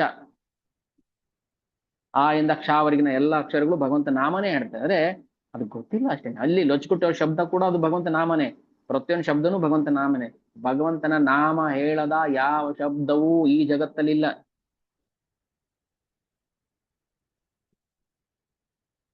ಹರಿ ಬೋಲ್ ಹೇಳ್ತಾ ಇದ್ರು ಅಲ್ಲಿನ ಜನರು. ಸರಿ, ಅದ್ವೈತಾಚಾರ್ಯರು ಪ್ರಾರ್ಥನೆ ಮಾಡ್ತಿದ್ರಲ್ಲ, ಕೃಷ್ಣ ಬಾ, ಕೃಷ್ಣ ಬಾ ಅಂತ. ಸೊ ಅದ್ವೈತಾಚಾರ್ಯ ಮತ್ತೆ ಅವರ ಪತ್ನಿ ಸೀತಾಮಾತೆ, ರಾಮಚಂದ್ರನ ಪತ್ನಿ ಅಲ್ಲ, ಇವರ ಹೆಸರು ಸೀತಾದೇವಿ. ಮಗುವನ್ನ ನೋಡಕ್ ಬರ್ತಾರೆ. ಯಾರನ್ನ? ವಿಶ್ವಂಬರರನ್ನ. ವಿಶ್ವಂಬರ ಅಂದ್ರೆ ಮಹಾಪ್ರಭು ಬಾಲ್ಯ ಹೆಸರು. ಸಣ್ಣ ಮಗು ಇದ್ದಂತ ಹೆಸರು ವಿಶ್ವಂಬರ, ಅಪ್ಪ ಅಮ್ಮ ಇಟ್ಟಿದ ಹೆಸರು. ಸೊ ವಿಶ್ವಂಬರ ನೋಡಕ್ ಬಂದಾಗ ಆ ಮಗುವಿನ ಬಣ್ಣ ನೋಡ್ಬಿಟ್ಟು ಅವ್ರು ಹೇಳ್ತಾರೆ, ರೀ ಇದು ಕೃಷ್ಣನೇ, ಇದು ಸ್ವಯಂ ಕೃಷ್ಣ. ಕೃಷ್ಣ ಕಪ್ಪಿರ್ಬೇಕಲ್ಲ, ಇಲ್ಲ ಇದು ರಹಸ್ಯ ಅವತಾರ, ನನಗ್ ಮಾತ್ರ ಗೊತ್ತಾಗ್ತಾ ಇದೆ ಅಂತ ಸೀತಾಮಾತೆ ಅಂದ್ರೆ ಅದ್ವೈತಾಚಾರ್ಯರ ಪತ್ನಿ ಅವರು ಆ ಮಗುವನ್ನ ನೋಡಿದ ತಕ್ಷಣ ನಾಮಕರಣ ಮಾಡ್ಬಿಡ್ತಾರಲ್ಲೇ, ಇದು ನಿಮಾಯ್, ನಿಮಾಯ್ ಜೈ ನಿಮಾಯ್ ಜೈ ನಿತಾಯ್, ಜೈ ನಿಮಾಯ್ ಜೈ ನಿತಾಯ್. ನಿಮಾಯ್ ಅಂತ ಯಾಕೆ ಹೇಳ್ತಾರೆ, ಹೆಸರು ಕೊಡ್ತಾರೆ ಅಂದ್ರೆ, ನೀಮ್ ಅಂದ್ರೆ ಬೇವಿನ ಮರದ ಕೆಳಗೆ ಅವರ ಜನ್ಮ ಆಗಿದ್ದು. ಈಗ ನಾವು ಮಾಯಾಪುರ ಯಾತ್ರೆ ಹೋದ್ರೆ ಅಲ್ಲಿ ಯೋಗ ಪೀಠದಲ್ಲಿ ಒಂದು ಬೇವಿನ ಮರ ಕಾಣಿಸುತ್ತೆ. ಅದು ಶ್ರೀ ಚೈತನ್ಯ ಮಹಾಪ್ರಭುಗಳು ಆವಿರ್ಭಾವ ಆದಂತ ಜಾಗ, ಪ್ರಕಟ ಆಗಿದ್ದಂತ ಜಾಗ, ಹುಟ್ಟಿದ ಸ್ಥಳ ಅದು ಬೇವಿನ ಮರ. ಸೊ ಸೀತಾಮಾತೆ ಏನ್ ಮಾಡ್ತಾರೆ, ಅವ್ರಿಗೆ ನಿಮಾಯ್ ಅಂತ ಹೆಸರಿಟ್ಬಿಡ್ತಾರೆ. ಅದಾದ್ಮೇಲೆ ಆ ಚೈತನ್ಯ ಮಹಾಪ್ರಭುಗಳ ತಾತ ನೀಲಾಂಬರ ಚಕ್ರವರ್ತಿ, ಅವರು ಮಹಾ ಜ್ಯೋತಿಷಿ ಆಗಿದ್ದವರು. ನೀಲಾಂಬರ ಚಕ್ರವರ್ತಿ ಆ ಜಗನ್ನಾಥ್ ಮಿಶ್ರದ ಕಡೆ ಅವರ ತಂದೆಯ ತಂದೆ ತಾತ. ಸೊ ಅವ್ರೇನ್ ಮಾಡ್ತಾರೆ, ನೀಲಾಂಬರ ಚಕ್ರವರ್ತಿ ಮಗು ಜಾತಕವನ್ನ ನೋಡ್ಬಿಟ್ಟು ಅವ್ರಿಗೂ ಅರ್ಥ ಆಗ್ಬಿಡುತ್ತೆ, ಓ ಇದು ಸಾಮಾನ್ಯ ಜಾತಕ ಅಲ್ಲ, ಇದು ದೇವೋತ್ತಮ ಪರಮ ಪುರುಷ ಆವಿರ್ಭಾವ ಆಗುವಂತ ಜಾತಕ. ಕೃಷ್ಣ ಆವಿರ್ಭಾವ ಆದಾಗ ಗ್ರಹ ನಕ್ಷತ್ರಗಳಲ್ಲಿ ಏನ್ ಮಾಡ್ತಾರೆ, ತಮಗ್ ತಾವೇ ಸರಿ ಹೊಂದ್ಬಿಡ್ತವೆ. ಯಾವ್ಯಾವ ಜಾಗದಲ್ಲಿ ಯಾವ್ದು ಕೂತ್ಕೋಬೇಕು ಪರ್ಫೆಕ್ಟ್ ಆಗಿ. ಯಾಕಂದ್ರೆ ಭಗವಂತ ಅವತಾರ ಮಾಡ್ತಿದ್ದಾನೆ. ನಾವು ಅವತಾರ ಮಾಡಿದ ಸಮಯ ನೋಡ್ತೀವಲ್ವಾ, ಆದ್ರೆ ಭಗವಂತ ಅವತಾರ ಮಾಡಿದ ಸಮಯಕ್ಕೆ ಗ್ರಹ ನಕ್ಷತ್ರಗಳು ಹೊಂದಾಣಿಕೆ ಮಾಡ್ಕೊಂಡ್ಬಿಡುತ್ತೆ. ಸೊ ಹಾಗೆ ನೀಲಾಂಬರ ಚಕ್ರವರ್ತಿ ಅವರಿಗೆ ಗೊತ್ತಾಯ್ತು ಇದು ದೇವೋತ್ತಮ ಪರಮ ಪುರುಷ ಅಂತ, ಅದ್ರಿಗೆ ಯಾರಿಗೂ ಹೇಳಿಲ್ಲ. ಯಾಕಂದ್ರೆ ಈ ನೀಲಾಂಬರ ಚಕ್ರವರ್ತಿ ಗರ್ಗಮುನಿ ಅವತಾರ. ಸೊ ಯಾರಿಗೂ ಹೇಳಬಾರ್ದು. ಇವರೆಲ್ಲ ಚೈತನ್ಯ ಲೀಲೆಯಲ್ಲಿ ಯಾರೆಲ್ಲ ಬಂದಿದ್ದಾರೆ ಅವರೆಲ್ಲ ಕೃಷ್ಣ ಲೀಲೆಯಲ್ಲಿದ್ದವ್ರೆ, ಮಹಾಭಕ್ತರೆ. ನಮ್ಗೆ ಅರ್ಥ ಆಗೋದಿಲ್ಲ ಅಷ್ಟೇನೆ, ನಾವು ಸಾಮಾನ್ಯ ಮನುಷ್ಯ ಅಂತ ನೋಡ್ಬಿಡ್ತೀವಿ ಅವ್ರನ್ನ. ಸೊ ನೀಲಾಂಬರ ಚಕ್ರವರ್ತಿ ಏನ್ ಮಾಡ್ತಾರೆ, ಆ ಮಗುವಿನ ರಹಸ್ಯವನ್ನ ಯಾರಿಗೂ ಹೇಳದೆ ಮುಚ್ಚಿಟ್ಬಿಡ್ತಾರೆ. ನೋಡ್ತಾ ಏನಾಗುತ್ತೆ, ಬರಗಾಲ ಇದ್ದದ್ದು ಪ್ರದೇಶ, ಗಂಗೆ ಉಕ್ಕಿ ಹರಿತಾ ಇದ್ದಾಳೆ, ಬೆಳೆ ಯಥೇಚ್ಛವಾಗಿ ಬೆಳೆ ಬರ್ತಾ ಇದೆ. ಆ ಒಂಥರ ಶುಭ ಶಕುನ. ಸೊ ಹೀಗೆ ಜಾತಕ ನೋಡಿ ತುಂಬಾ ಖುಷಿ ಆಯ್ತು ಅವ್ರಿಗೆ. ನಾಮಕರಣ ಮಾಡ್ಬೇಕು, ನಾಮಕರಣ ಸೂತ್ಕ ಎಲ್ಲ ಕಳ್ಕೊಂಡು ನಾಮಕರಣ ಮಾಡ್ಬೇಕು. ನಾಮಕರಣ ಮಾಡಿದಾಗ ಸಾವಿರಾರು ಲಕ್ಷಾಂತರ ಜನ ಬಂದ್ಬಿಟ್ರು. ಎಲ್ಲಿಂದ ಬಂದ್ರಪ್ಪ ಇವರೆಲ್ಲ? ಅವಾಗ ಇದ್ದಿದ್ದೆ ನವದ್ವೀಪದಲ್ಲಿ ಎಷ್ಟೋ ಬೆರಳೆಣಿಕೆ ಎಷ್ಟು ಜನ, ಒಂದು ಸಣ್ಣ ಊರು ಅದು, ದ್ವೀಪ. ಆದ್ರೆ ಮಗು ನಾಮಕರಣಕ್ಕೆ ಲಕ್ಷಾಂತರ ಏನ್ ತುಂಬಿ ತುಳುಕಾಡ್ತಾ ಇರೋ ಜನ ಎಲ್ಲಿಂದ ಬಂದ್ರು ಅಂದ್ರೆ, ಇವರೆಲ್ಲ ದೇವತೆಗಳೇ ತಮ್ಮ ವೇಷವನ್ನ ಮರೆಸ್ಕೊಂಡು ಆ ಭಗವಂತನ ನಾಮಕರಣ ಸಮಾರಂಭಕ್ಕೆ ಹಾಜರಾಗಿರ್ತಾರೆ. ಎಲ್ರು ಸೇರ್ಕೊಂಡು ಹರಿನಾಮ ಹೇಳ್ತಾರೆ, ಶಂಖ ಗಂಠಾನಾದ ಮಾಡ್ತಾರೆ, ಕರ್ತಾಲ ಮೃದಂಗ ಬಾರಿಸ್ತಾರೆ. ಸರಿ ಎಲ್ಲ ಮಾಡ್ತಾರೆ. ಒಂದ್ಸಲ ಏನಾಯ್ತು, ಆ ನಾಮಕರಣ ಸಂದರ್ಭದಲ್ಲೇ ನೀಲಾಂಬರ ಚಕ್ರವರ್ತಿ ಮತ್ತು ಜಗನ್ನಾಥ ಮಿಶ್ರ ಅವರ ತಂದೆ ಮತ್ತು ತಾತ ಮಗು ಹತ್ರ ಒಂದಷ್ಟು ವಸ್ತುಗಳನ್ನ ಇಡ್ತಾರೆ. ಏನ್ ಇಡ್ತಾರೆ? ಚಿನ್ನ, ಬೆಳ್ಳಿ, ಹಣಕಾಸು, ಧಾನ್ಯಗಳು, ಪುಸ್ತಕ, ಹೀಗೆ ಏನೇನೋ ವಸ್ತುಗಳನ್ನೆಲ್ಲ ಇಟ್ಟಿರ್ತಾರೆ ಅವ್ರ ಮುಂದೆ. ಯಾರ ಮುಂದೆ? ಮಗು ಮುಂದೆ. ಆಗ ಜಗನ್ನಾಥ ಮಿಶ್ರ ಅವರು ಆ ಮಗುಗೆ ತೋರಿಸ್ತಾರೆ, ಅದನ್ನ ನೋಡೋಣ, ನಿನಗೆ ಯಾವ್ದ್ರ ಕಡೆ ಆಕರ್ಷಣೆ ಇದೆಯೋ ಅದನ್ನ ನೀನು ಸ್ವೀಕಾರ ಮಾಡುವಂತ. ಸೊ ಎಲ್ಲ ವಸ್ತುಗಳನ್ನ ಒಂದ್ ಕಡೆ ಇಟ್ಬಿಟ್ಟು ಆ ಮಗು ಯಾವ ವಸ್ತುವನ್ನ ಸ್ವೀಕಾರ ಮಾಡುತ್ತೆ ಅಂತ ಗಮನಿಸ್ಬೇಕು. ಅಂದ್ರೆ ಅದರ ಆಸಕ್ತಿ ಯಾವ ಕಡೆ ಇದೆ ಅಂತ. ಆ ಮಗು ಏನ್ ಮಾಡುತ್ತೆ, ಆ ಪುಸ್ತಕ ಇತ್ತು ಶ್ರೀಮದ್ ಭಾಗವತಂ ಅದು. ಓಹೋ, ಆಗ್ಲೇ ಇತ್ತ ಭಾಗವತಂ? ಇದುವರೆ ಒಂದು ಉದ್ಗಾರ ಬರುತ್ತೆ. ಭಾಗವತಂ ಅನಾದಿ ಕಾಲದಿಂದನೇ ಇದೆ. ಮಗು ಏನ್ ಮಾಡೋದು, ಅದು ಸಾಕ್ಷಾತ್ ಭಗವಂತನೇ ಮಗು ರೂಪದಲ್ಲಿ ಲೀಲೆ ಮಾಡ್ತಾ ಇದ್ದಾನೆ. ಆ ಮಗು ಓಡೋಗಿ ತೆಳ್ಕೊಂಡು ಹೋಗಿ ಆ ಪುಸ್ತಕವನ್ನು ತಗೊಂಡ್ಬಿಡುತ್ತೆ. ಅಲ್ಲಿ ಇದ್ದವ್ರಿಗೆಲ್ಲ ಖುಷಿನೋ ಖುಷಿ, ಹರಿಬೋಲ್ ಹರಿಬೋಲ್, ಓಹೋ ಮಗು ಹುಡ್ದಾಗಿಂದಾನೆ ಭಾಗವತಂ ಕಡೆ ಆಕರ್ಷಣೆ ಬಂದಿದೆ ಅಂತ ಅರ್ಥ. ಸೊ ಇದೆಲ್ಲ ಏನಾಯ್ತು, ಜನಗಳಿಗೆ ಒಂಥರ ವಿಶೇಷ, ಏನೋ ವಿಶೇಷ ವಿಶೇಷ ಅನಿಸ್ಬಿಡ್ತು ಅವ್ರಿಗೆ. ಸೊ ಒಂದಿನ ಮಗು ಬೆಳೆದು ದೊಡ್ಡದಾಗ್ತಾ ಇದೆ, ಆಟ ಆಡುವಂತ ವಯಸ್ಸು. ಒಂದಿನ ಮನೆ ಮುಂದೆ ಆಟ ಆಡ್ತಾ ಇದೆ ಮಗು, ವಿಶ್ವಂಬರ. ನಾನು ಇನ್ನೂ ಎಲ್ಲೂ ಚೈತನ್ಯ ಮಹಾಪ್ರಭು ಅಂತ ಉಲ್ಲೇಖ ಮಾಡೋದಿಲ್ಲ, ವಿಶ್ವಂಬರ ಅಂತಾನೆ ಹೇಳ್ತಾ ಹೋಗ್ತಾ ಇರ್ತೀನಿ. ವಿಶ್ವಂಬರ ಅಂದ್ರೆ ಶ್ರೀ ಚೈತನ್ಯ ಮಹಾಪ್ರಭು ಅನ್ನೋದನ್ನ ನೆನಪಲ್ಲಿ ಇಟ್ಕೊಳ್ಳಿ. ಇನ್ನು ಬಾಲ್ಯದಲ್ಲಿದ್ದಾರೆ, ಬಾಲ್ಯ ಲೀಲೆ ಮಾಡ್ತಿದ್ದಾರೆ. ಸೊ ವಿಶ್ವಂಬರ ಒಂದಿನ ಮನೆ ಅಂಗಳದಲ್ಲಿ ಆಟ ಆಡ್ತಾ ಇರ್ಬೇಕಾದ್ರೆ ಒಂದು ಭಯಂಕರವಾದ ಸರ್ಪ, ಹಾವು ಹಾವು ಬಂದ್ಬಿಡುತ್ತೆ. ತಂದೆ ತಾಯಿ ನೋಡ್ತಾರೆ, ಗಾಬರಿ ಆಯ್ತು. ಅರೆ ನೋಡ್ತಾ ನೋಡ್ತಾ ಏನ್ ಮಾಡ್ತು ಆ ಮಗು, ಆ ಹಾವು ಮಹಾಪ್ರಭು ಅದೇ ವಿಶ್ವಂಬರರ ದೇಹದ ಸುತ್ತ ಹರ್ಕೊಂಡು ಏನ್ ಮಾಡ್ತು, ಹಾಗೆ ಸುರುಳಿಯಾಗಿ ಸುತ್ಕೊಂಡ್ಬಿಡ್ತು. ಈ ಮಗು ಆಟ ಆಡ್ತಾ ಇದೆ, ಒದ್ದಾಡ್ತಾ ಇದೆ, ಕಿಲ ನಡ್ತಾ ಇದೆ, ಹಾವು ಮೇಲೆ ಮಲ್ಕೊಂಡಿದ್ದಾರೆ. ನೋಡಿ ಆಶ್ಚರ್ಯ ಆಯ್ತು. ಇದೆಲ್ಲ ಭಗವಂತ ತನ್ನ ಶುದ್ಧ ಭಕ್ತರಿಗೆ ಮಾತ್ರ ಅದನ್ನ ತೋರಿಸ್ತಾನೆ, ನಾವು ಗಮನಿಸ್ಬೇಕು ಅದನ್ನ. ವಿಷಪೂರಿತ ಹಾವದು. ಅದೇನ್ ಮಾಡ್ತು, ಅದು ಸುರುಳಿ ಸುತ್ತ ಆ ಮಗು ಅದ್ರ ಮೇಲೆ ಮಲ್ಕೊಳ್ತು. ಇವ್ರಿಗೆ ಭಯ. ಇದು ಲೀಲೆ. ಇನ್ನೊಂದ್ಸಲ ಏನಾಯ್ತು, ಅವ್ರ ಮನೆ ಹತ್ರ ಆಟ ಆಡ್ಬೇಕಾದ್ರೆ ಇಬ್ರು ದರೋಡೆಕೋರರು, ಕಳ್ಳರು ಬರ್ತಾರೆ. ಸೊ ಕಳ್ಳರು ಈ ಮಗುಗೆ ತಂದೆ ತಾಯಿಗಳು ಆಭರಣ ಎಲ್ಲ ಹಾಕಿರ್ತಾರೆ, ಒಡವೆ ಎಲ್ಲ ಹಾಕಿರ್ತಾರೆ. ಈ ಕಳ್ಳರಿಗೆ ಏನಾಯ್ತು, ಕದ್ಬಿಡ್ಬೇಕು ಅಂತ ಆಸೆ. ಆ ಮಗುನ ಎತ್ಕೊಂಡು ಹೋಗ್ಬಿಡ್ತಾರೆ. ನಿಮಾಯ್ ಅಥವಾ ವಿಶ್ವಂಬರ ಎತ್ಕೊಂಡು ಹೋಗ್ಬಿಡ್ತಾರೆ. ಏನ್ ಮಾಡಿದ್ರು, ತುಂಬಾ ದೂರ ಹೆಗಲ ಮೇಲೆ ಕೂರ್ಸ್ಕೊಂಡು ಹೋಗ್ತಾರೆ. ಎಷ್ಟೋತ್ ಹೋದ್ಮೇಲೆ ಇಲ್ಲಿ ಮಗು ಕಾಣೆ ಆಗಿರೋದು ಗೊತ್ತಾಯ್ತು ಅಕ್ಕಪಕ್ಕದವ್ರಿಗೆಲ್ಲ. ಓ ನಿಮಾಯ್ ಎಲ್ಲೋ ಕಾಣೆ ಆಗ್ಬಿಟ್ಟಿದ್ದಾನೆ, ಏನಾಯ್ತೋ ಗೊತ್ತಿಲ್ಲ, ಭಯ ಎಲ್ರಿಗೂ. ಎಲ್ಲಾ ಕಡೆ ಹುಡುಕ್ತಾ ಇದ್ರೆ ಎಷ್ಟೋತ್ ಆದ್ಮೇಲೆ ಆ ಇಬ್ರು ಕಳ್ಳರು ಮತ್ತೆ ವಾಪಸ್ ಅಲ್ಲಿಗೆ ಬರ್ತಾರೆ. ಎಲ್ಲಿಂದ ಮಗು ತಗೊಂಡೋದ್ರು ಅಲ್ಲಿಗೆ ವಾಪಸ್ ಬರ್ತಾರೆ. ಅವ್ರಿಗೆ ಆಶ್ಚರ್ಯ ಆಯ್ತು, ಎಲ್ಲಿಂದ ಕದ್ಕೊಂಡೋದ್ರು ಮತ್ತೆ ಅಲ್ಲಿಗೆ ವಾಪಸ್ ಬಂದು ಬಿಟ್ಬಿಡ್ತಾರೆ. ಅಂದ್ರೆ ಇದು ಭಗವಂತನ ವಿಮೋಹನ ಶಕ್ತಿ, ಭಗವಂತನ ಮಾಯಾಶಕ್ತಿ ಅದು. ಸರ್ ಏನ್ ಮಾಡಿದ್ರು, ಆ ಕಳ್ಳರು ಮಗನ ಬಿಟ್ಟು ಓಡೋಗ್ಬಿಡ್ತಾರೆ. ಬಾಲ್ಯದಲ್ಲಿ ಈ ತರ ರಸವತ್ತಾದ ಲೀಲೆಗಳನ್ನ ಮಾಡ್ತಾ ಇದ್ರು. ಸರಿ ದೊಡ್ಡನಾಗ್ತಾ ಏನಾಯ್ತು, ಹುಡುಗ ಸ್ವಲ್ಪ ಪಾಂಡಿತ್ಯವನ್ನ ಗಳಿಸ್ಕೊಂಡ್ರು. ಸ್ಕೂಲ್ ಹೋಗ್ತಾ ಇದಾರೆ, ಸ್ವಲ್ಪ ಪಾಂಡಿತ್ಯ ಬಂತು. ಸಣ್ಣ ಹುಡುಗ ಇರ್ಬೇಕಾದ್ರೆ, 2-3 ವರ್ಷ ಇರ್ಬೇಕಾದ್ರೆ ಅವ್ರಿಗೆ ದೊಡ್ಡ ಪಾಂಡಿತ್ಯ ಆಯ್ತು. ಒಂದಿನ ಏನಾಯ್ತು, ಮಗು ಆಚೆ ಆಟ ಆಡ್ಬೇಕಾದ್ರೆ ಕಸ ತಿಂತಾ ಇದ್ದ ನಿಮಾಯ್. ಅಮ್ಮ ನೋಡ್ತಾಳೆ, ಮತ್ತೆ ಏನಿದು ಕಸ ತಿಂತಾ ಇದ್ಯಾ, ನಾನು ಎಷ್ಟು ರುಚಿಕಟ್ಟಾಗಿರುವಂತ ಆಹಾರ ಅಡಿಗೆ ಎಲ್ಲ ಮಾಡ್ಕೊಟ್ಟಿದ್ದೀನಿ, ನೀನ್ ಕಸ ತಿಂತಾ ಇದ್ಯಾ? ಮಗು ಹೇಳ್ತೆ, ಇಲ್ಲಮ್ಮ ಎಲ್ಲ ಒಂದೇ, ಕಸನೂ ಒಂದೇ, ಮೃಷ್ಟಾನ್ನೂ ಒಂದೇ ನನಗೆ. ಹೆಂಗೆ ಇದು? ಈಗ ಒಂದು ಅದ್ವೈತ ಫಿಲಾಸಫಿನ ಪ್ರತಿಪಾದನೆ ಮಾಡ್ತಾರೆ. ಅಲ್ಲಮ್ಮ, ಕಸ, ಅನ್ನ ಅಂದ್ರೆ ಏನು? ಅನ್ನ ಮಣ್ಣು ನೀರು ಬೆಂಕಿಯಿಂದ ತಾನೇ ಬರುತ್ತೆ, ಹೌದಾ?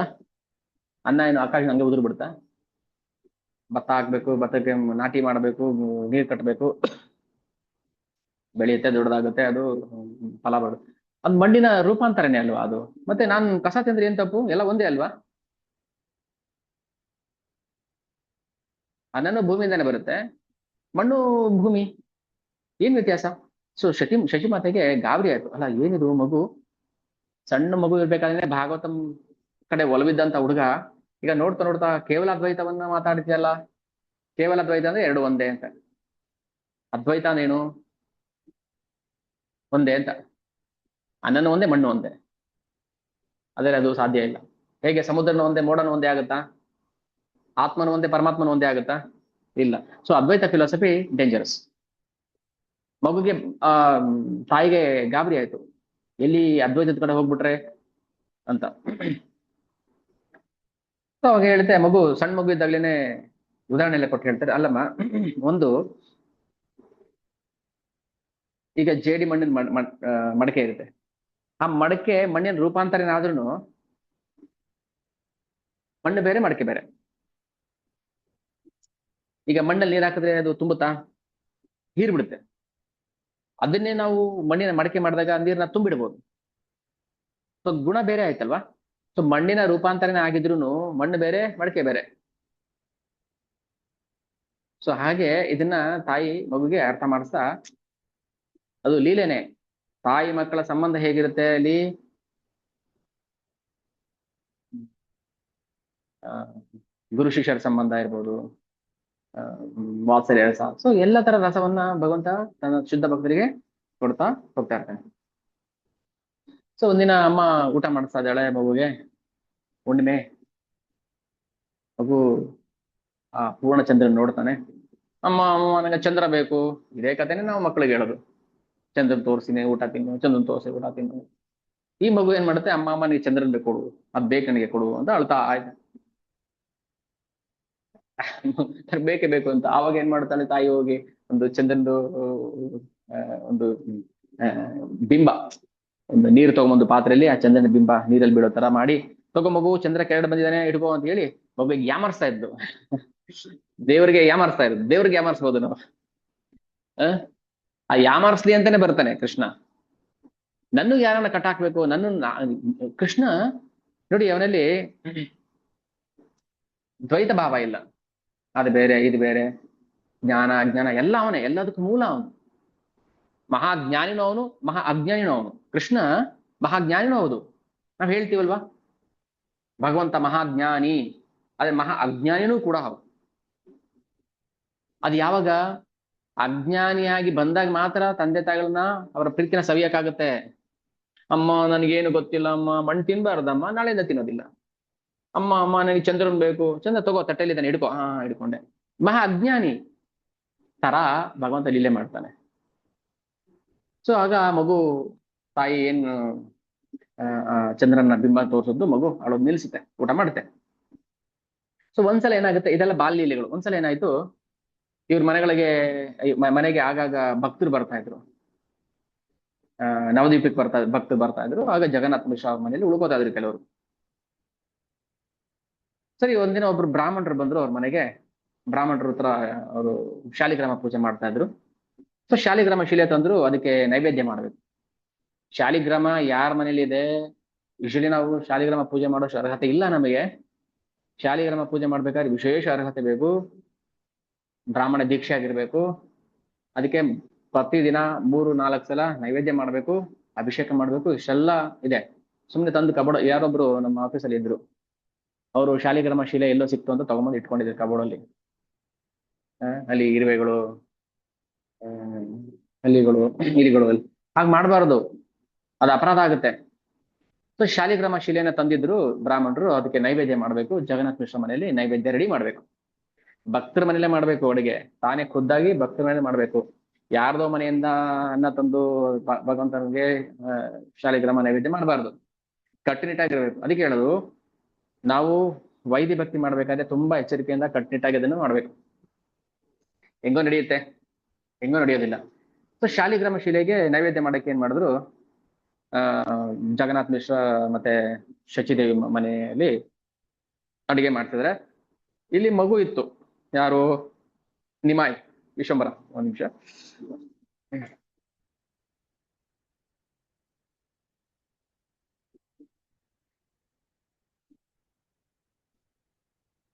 ಓಕೆ, ಆ ಮಗು ಏನ್ ಮಾಡುದು, ನೈವೇದ್ಯಕ್ಕೆ ಅಂತ ಇಟ್ಟಿದ್ರಲ್ಲ ಅನ್ನ ತಿಂದ್ಬಿಡ್ತು. ಬ್ರಾಹ್ಮಣರಿಗೆ ಅಯ್ಯೋ ಏನಪ್ಪಾ ಇದು, ಅಪವಿತ್ರ ಮಾಡ್ಬಿಟ್ನಲ್ಲಪ್ಪ ಈ ಮಗು, ಶಾಲಿಗ್ರಾಮಕ್ಕೆ ತಂದಿದ್ ನೈವೇದ್ಯ ತಿಂದ್ಬಿಡ್ತಲ್ಲ ಅಂತ ಹೇಳಿ ಮತ್ತೆ ಇನ್ನೊಂದ್ಸಲ ಅಡಿಗೆ ಮಾಡ್ತಿದ್ರು. ಹಾ, ಈ ಸಲ ಸ್ವಲ್ಪ ಕೇರ್ಫುಲ್ ಆಗಿ ಇಟ್ಕೋಬೇಕು, ಮಗು ಕೈಗೆ ಹಾಕ್ಬಿಟ್ರೆ ಕಷ್ಟ, ಹಿಂದೆ ಮಾಡ್ಬಿಡುತ್ತೆ ಅಂತೇಳಿ ಹುಷಾರಾಗಿ ತಂದು ಭಗವಂತನ ನೈವೇದ್ಯ ಮಾಡ್ಬೇಕು ಅಂತ ಇಟ್ರು. ನಿಮ ಏನ್ ಮಾಡ್ದ, ಅದನ್ನು ತಿಂದ್ಬಿಟ್ಟ, ಎಂಜಾಯ್ ಮಾಡ್ಬಿಟ್ಟ. ಆಮೇಲೆ ಏನ್ ಮಾಡ್ತಾನೆ ಜಗನ್ನಾಥ್ ಮಿಶ್ರ, ಕೂಡಾಕ್ರಿ ಆ ಮಗುನ ಕೋಣೆಯಲ್ಲಿ. ಜಗನ್ನಾಥ್ ಮಿಶ್ರ ತಂದೆ ಹೇಳ್ತಾರೆ, ಆ ಮಗುನ್ ಕೂಡಾಕ್ರಿ ಫಸ್ಟ್, ಶಾಲಿಗ್ರಾಮ ನೈವೇದ್ಯ ಮಾಡಕ್ಕೆ ಬಿಡ್ತಾ ಇಲ್ಲ, 2 ಸಲ ಬಂದು ಕೈ ಹಾಕಿ ತಿಂದ್ಬಿಟ್ಟ, ಎಂಜಾಯ್ ಮಾಡ್ಬಿಟ್ಟ. ಅವ್ರಿಗೆ ಜಗನ್ನಾಥ್ ಮಿಶ್ರ, ಸಾರಿ ದಯವಿಟ್ಟು ಕ್ಷಮಿಸಿಯಪ್ಪ, ಆಯ್ತು ಈ ಮಗುನ, ನನ್ನ ಮಗುನ ಕೂಡಾಕ್ಬಿಡ್ತೀನಿ, ನೀವು ಮಾಡಿ ಅಂತೇಳಿ ಮಾಡಿದ್ರು. ನೈವೇದ್ಯ ಎಲ್ಲ ಆಯ್ತು. ನೈವೇದ್ಯ ಆದ್ಮೇಲೆ ಪ್ರಸಾದ ತಗೊಂಡು ಮಲ್ಕೊಂಡ್ರು. ಮಧ್ಯರಾತ್ರಿಲಿ ಅದು ಏನ್ ಮಾಡ್ತಾರೆ, ಅಡಿಗೆ ಎಲ್ಲ ಮಾಡ್ತಾರೆ, ನೈವೇದ್ಯ ಮಗು ಮಲಗದ್ಮೇಲೆ ಅದನ್ನ ಭಗವಂತನಿಗೆ ಆಫರ್ ಮಾಡ್ತಾನೆ. ಸರಿ, ಏನ್ ಮಾಡುದು, ಅದನ್ನ ತಿಂದ ಭಗವಂತ. ಭಗವಂತ ಯಾರಿಗೋಸ್ಕರ ಮಾಡುದು ನೈವೇದ್ಯ? ಇವ್ರಿಗೆ ಮನ್ಸಲ್ಲಿ ಏನೋ ಒಂಥರ ಗೊಂದಲ ಶುರು ಆಯ್ತು. ಅಲ್ಲ, ನಾನು ನೈವೇದ್ಯ ಅರ್ಪಣೆ ಮಾಡಕ್ ಹೋದಾಗ ಮಗು ಅಪವಿತ್ರ ಮಾಡ್ಬಿಡ್ತಲ್ಲ, ಏನಾದ್ರು ದೋಷ ಆಯ್ತಾ ನನ್ನಿಂದ? ನಾನೇನೋ ತಪ್ಪು ಮಾಡ್ದ? ಅವ್ರಿಗೆ ರಾತ್ರಿ ಎಲ್ಲ ನಿದ್ದೆ ಅದೇ ಕನವರಿಕೆ. ನಾನೇನು ಅಪರಾಧ ಮಾಡ್ದ? ಜಗನ್ನಾಥ ಮಿಶ್ರ ಮನೆಯಲ್ಲಿ ನೈವೇದ್ಯಕ್ಕೆ ನನಗೆ ಹ್ಮ್, ವಾತಾವರಣ ಸರಿ ಹೋಗ್ಲಿಲ್ಲ, ಯಾಕೆ, ಏನಾಯ್ತು? ಇದುವರೆಗೆ ಯಾವತ್ತೂ ಆಗಿಲ್ದಿರೋಂತ ಕೆಟ್ಟ ಸಂದರ್ಭ ಬಂದ್ಬಿಡ್ತಲ್ಲ ನನಗೆ, ಇಂಜಿಲ್ ಆಗೋಯ್ತಲ್ಲ ಅಂತ. ಆಗ ನಿಮ ಏನ್ ಮಾಡ್ತಾರೆ, ಕನ್ಸಲ್ಲಿ ತನ್ನ ಚತುರ್ಭುಜ ರೂಪವನ್ನು ತೋರಿಸ್ತಾರೆ. ಯಾರಿಗೆ? ಆ ಬ್ರಾಹ್ಮಣನಿಗೆ. ಅವ್ರಿಗೆ ಆನಂದ ಆಯ್ತು. ಈ ಬ್ರಾಹ್ಮಣ ಹಿಂದಿನ ದ್ವಾಪರದಲ್ಲಿ ಯಜ್ಞ ಮಾಡ್ತಿದ್ರಲ್ಲ ಬ್ರಾಹ್ಮಣರು, ಆ ಬ್ರಾಹ್ಮಣರು ಆ ಬ್ರಾಹ್ಮಣರೇ ಈ ಬ್ರಾಹ್ಮಣರಾಗಿ ಬಂದು ನವದ್ವೀಪದಲ್ಲಿ ಭಗವಂತನಿಗೆ ಆಫರ್ ಮಾಡ್ತಾರೆ ನೋಡಿ. ಈಗ ಹ್ಮ್ ಆ, ಮಕ್ಕಳು ಯಾವ್ದೋ ರೂಪದಲ್ಲಿ ಬರ್ತಾರೆ, ಭಗವಂತ ಯಾವ್ದೋ ರೂಪದಲ್ಲಿ ಬರ್ತಾನೆ, ಪ್ರಸಾದ ಗ್ರಹಣ ಮಾಡ್ತಾನೆ. ನಮ್ಗೆ ಅದ್ ನೋಡುವಂತ ಕಣ್ಣಿಲ್ಲ ಅಷ್ಟೇನೆ. ಅದು ಭಗವಂತನೇ ವಿಶೇಷವಾಗಿ ಕೊಡ್ಬೇಕು ನಮಗೆ. ನಾನೇ ಇದಂತ ಅರ್ಥ ಮಾಡಿಸ್ಬೇಕು. ಕನ್ಸಲ್ಲಿ ಆ ಬ್ರಾಹ್ಮಣನಿಗೆ ನಿಮಾಯ್ ಬಂದು ಹೇಳ್ತಾರೆ, ನನಗೆ ನೀನು ಅರ್ಪಣೆ ಮಾಡ್ತಾ ಇದ್ದೇವೆ, ನಾನ್ ತಿಂದಿದ್ದೀನಿ, ನಿನ್ನ ಭಕ್ತಿಗೆ ನಾನು ಮೆಚ್ಚಿದ್ದೀನಿ ಅಂತ. ನೀನ್ ದೋಷ ಮಾಡಿಲ್ಲ, ನೀನು ತಪ್ಪು ಮಾಡಿಲ್ಲ, ನಿನ್ನ ನಿನ್ನ ಭಕ್ತಿಗೆ ನಾನು ಮೆಚ್ಚಿದ್ದೀನಿ. ನನ್ನ ಪ್ರಸಾದವನ್ನ ನಾನು ಸ್ವೀಕಾರ ಮಾಡಿದೆ, ನಿನ್ನ ಆರಾಧ್ಯ ದೈವ ನಾನು, ನೋಡು ಚತುರ್ಭುಜ ದರ್ಶನ ಮಾಡಿಸ್ತಾರೆ ನಿದ್ದೆಯಲ್ಲಿ. ಆ ಬ್ರಾಹ್ಮಣ ತುಂಬಾ ಆನಂದದಲ್ಲಿ ತೇಲಾಡ್ಬಿಡ್ತಾರೆ. ಒಂದ್ಸಲ ಏನಾಯ್ತು, ಇದೆಲ್ಲ ಲೀಲೆಗಳು ಭಗವಂತ ನೋಡಿ. ಆ ಯಾರ ಉದ್ಧಾರ ಮಾಡಕ್ಕೋಸ್ಕರ ಬರ್ತಾನೆ ಭಗವಂತ? ಭಕ್ತರು ಉದ್ಧಾರ ಮಾಡಕ್ಕೋಸ್ಕರ ಬರ್ತಾನೆ. ಆ ಭಕ್ತರು ಉದ್ಧಾರ ಆಗೋದು ಹೇಗೆ? ಭಗವಂತ ಲೀಲೆಗಳನ್ನ ಶ್ರವಣ ಮಾಡ್ಬೇಕು, ಆನಂದ ಪಡ್ಬೇಕು, ಅದರಿಂದ ಅಂತ ಉದ್ಧಾರ ಆಗ್ಬೇಕು.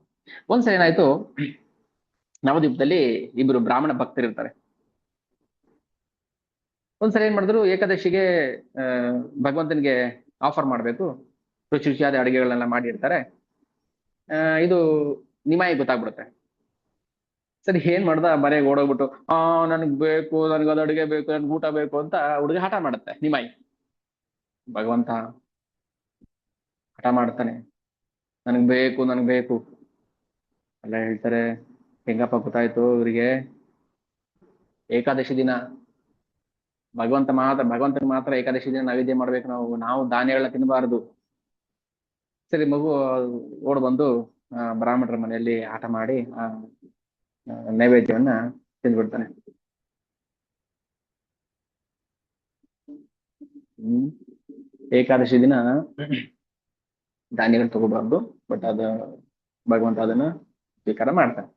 ಹೀಗೆ ಆ ಭಗವಂತ ತನ್ನ ಲೀಲೆಗಳನ್ನ ಪ್ರದರ್ಶನ ಮಾಡ್ತಾ ಇದ್ದಾನೆ. ಒಂದಿನ ಏನಾಯ್ತು, ಆ ಗಂಗಾ ನದಿ ದಡದ ಹತ್ರ, ಈಗ ಇವರು ಸ್ವಲ್ಪ ದೊಡ್ಡವರಾದ್ರು, ಪಾಂಡಿತ್ಯ ಅಂದ್ರೆ ಇವರು ಸಂಸ್ಕೃತ ಪಾಠವನ್ನ ಮಾಡ್ತಾ ಇದ್ದವರು, ಅಲ್ಲಿನ ಮಕ್ಕಳಿಗೆ ಸಂಸ್ಕೃತ ಪಾಠ ಮಾಡ್ತಾ ಇದ್ರು. ಗಂಗಾ ನದಿ ದಡದಲ್ಲಿ ಒಂದಿನ ಒಂದು ಸುಂದರವಾದ ಯುವತಿ, ಅವರು ಗಂಗೆ ನೀರಿಗೋಸ್ಕರ ಅಂತ ಬಂದಿರ್ತಾರೆ. ಅವ್ರನ್ನ ನೋಡ್ತಾರೆ ನಿಮಾಯ್ ಪಂಡಿತ್. ಈಗ ನಿಮಾಯ್ ಪಂಡಿತ್ ಆಗ್ಬಿಟ್ಟಿದ್ದಾರೆ ಅವರು, ಚೈತನ್ಯ ಮಹಾಪ್ರಭು ಅವರ ಬಾಲ್ಯದ ಹೆಸರು. ಆ ಒಂದು ಹುಡುಗಿಯನ್ನ ನೋಡ್ತಾರೆ, ಆ ಹುಡುಗಿ ಹೆಸರು ಲಕ್ಷ್ಮೀ ಪ್ರಿಯ.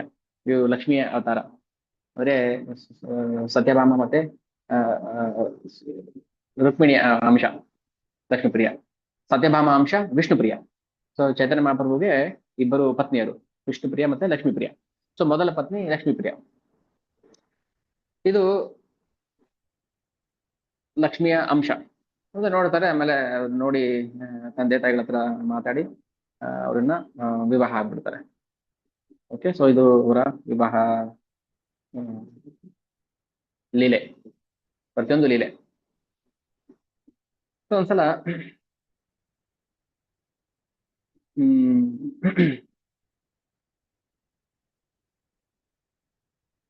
ಮಹಾಪ್ರಭು ಲೀಲೆಗಳು ತುಂಬಾ ಇದೆ. ನಾವು ಬಾಲ್ಯದ ಲೀಲೆಗಳನ್ನೇ ನಾವು ಚರ್ಚೆ ಮಾಡೋದು ತುಂಬಾ ಸಮಯ ಆಗುತ್ತೆ. ಸೊ ಹದಿಹರೆಯಕ್ಕೆ ಬಂದಾಗ ಏನಾಯ್ತು, ಆ ಸ್ವಲ್ಪ ತುಂಟಾಟ ಕಡಿಮೆ ಆಯ್ತು. ಬಾಲ್ಯದಲ್ಲಿ ತುಂಟಾಟ ಮಕ್ಕಳು ಸಾಮಾನ್ಯ ತುಂಟಾಟ ಮಾಡ್ತಾರೆ, ಹೇಳಲ್ವಾ, ಈ ವಯಸ್ಸಲ್ಲಿ ಮಾಡಿದ್ರೆ ದೊಡ್ಡವರಾದ್ಮೇಲೆ ಮಾಡ್ತೀರಾ ಅಂತ. ಸೊ ಮಕ್ಳು ತುಂಟಾಟ ಆಡ್ಬೇಕಾದ್ರೆ ಅದು ಸ್ವಲ್ಪ ಬಿಟ್ಬಿಡ್ಬೇಕು ನಾವು. ಗದರ್ಸ್ ಏನಾಗುತ್ತೆ, ಅವ್ರ ಸ್ವತಂತ್ರವನ್ನು ಕಿತ್ಕೊಂಡಾಗ್ಬಿಡುತ್ತೆ. ಸೊ ಕ್ರಮೇಣ ಅದು ಕಡಿಮೆ ಆಗುತ್ತೆ. ಸೊ ಏನಾಯ್ತು, ಹದಿಹರೆಗೆ ಬಂದ್ರು ಆ ನಿಮಾಯ್ ಪಂಡಿತ್.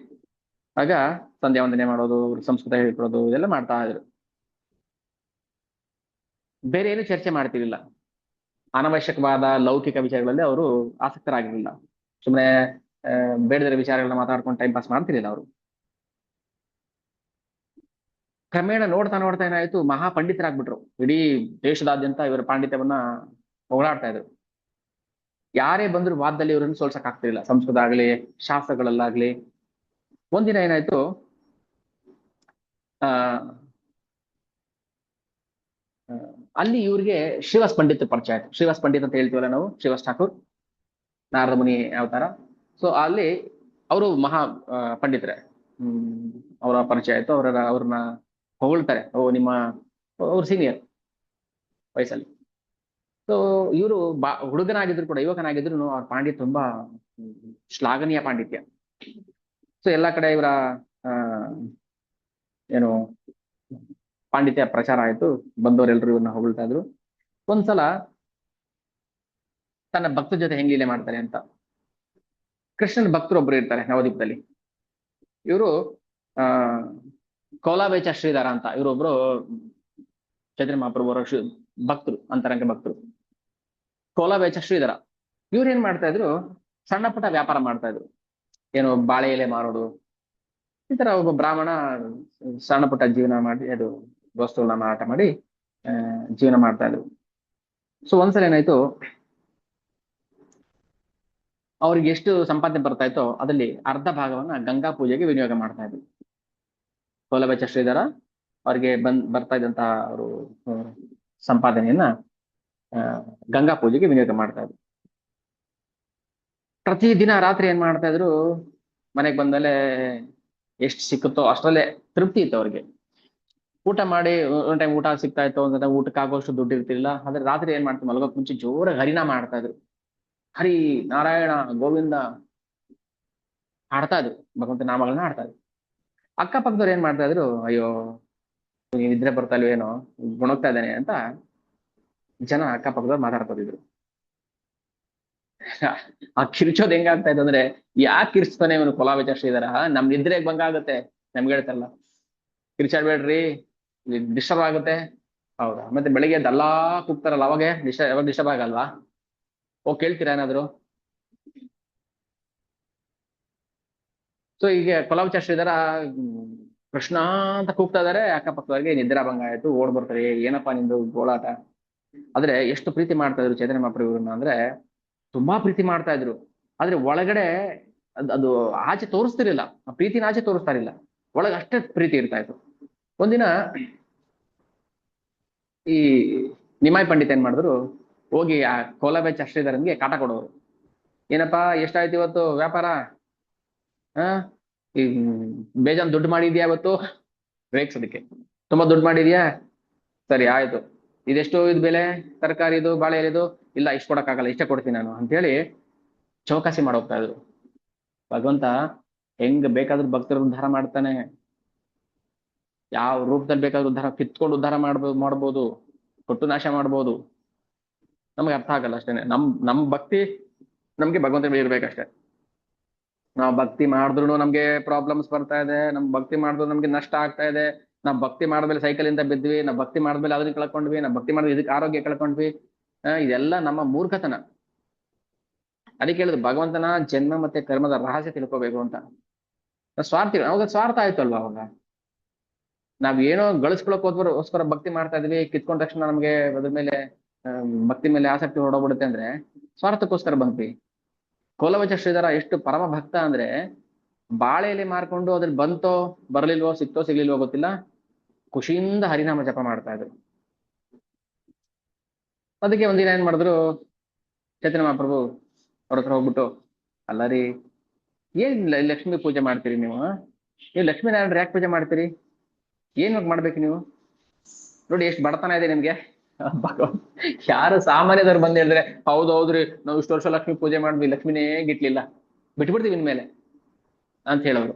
ಅದೇ ಸಾಕ್ಷಾತ್ ಭಗವಂತನೇ ಬಂದು ಲಕ್ಷ್ಮೀ ಪೂಜೆ ಯಾಕೆ ಮಾಡ್ತೀರಿ ನೀವು ಅಂತ ಕೇಳುವಾಗ ನಮ್ಗೇನ್ ಅರ್ಥ ಆಗ್ಬೇಕಿಲ್ಲಿ? ಹ್ಮ್ ಲಕ್ಷ್ಮೀನಾರಾಯಣರ ಪೂಜೆ ಮಾಡ್ತಾ ಇದ್ರಲ್ಲ ನೀವು, ಏನ್ ಪ್ರಯೋಜನ? ಯಾಕೆ ಅವ್ರು ಏನು ಕೊಡ್ತಾ ಇಲ್ಲ? ನೀವ್ ಯಾಕೆ ಇಷ್ಟು ದರಿದ್ರಲ್ಲಿದ್ದೀರಿ? ಯಾಕೆ ಇನ್ನು ಸೋರ್ತರ ಮನೇಲಿ ವಾಸ ಮಾಡ್ತಾ ಇದ್ದೀರಿ? ನೀವೊಂದ್ ಕೆಲಸ ಮಾಡಿ, ಲಕ್ಷ್ಮೀನಾರಾಯಣರ ಪೂಜೆ ಬಿಟ್ಬಿಡಿ, ದೇವತೆಗಳ ಪೂಜೆ ಮಾಡಿ. ಭಗವಂತ ಹೇಳೋದು ಏನೆಲ್ಲ ಮಾಡ್ಬೋದು, ಮಾಯೆ ಶಿಕ್ಷಕ್ಕೆ ಭಗವಂತ ಏನ್ ಬೇಕಾದ್ರೆ ಮಾಡ್ತಾನೆ. ಅವ್ರು ಏನ್ ಹೇಳ್ಬೇಕು ಅವಾಗ? ನಾನು ನಿರ್ಗತಿಕನಾಗಿ ದರಿದ್ರನಾಗಿ ಸತ್ರು ಪರವಾಗಿಲ್ಲ, ನಾನು ಹಣಕ್ಕೋಸ್ಕರ ಯಾರನ್ನು ಬೇಡೋದಿಲ್ಲ.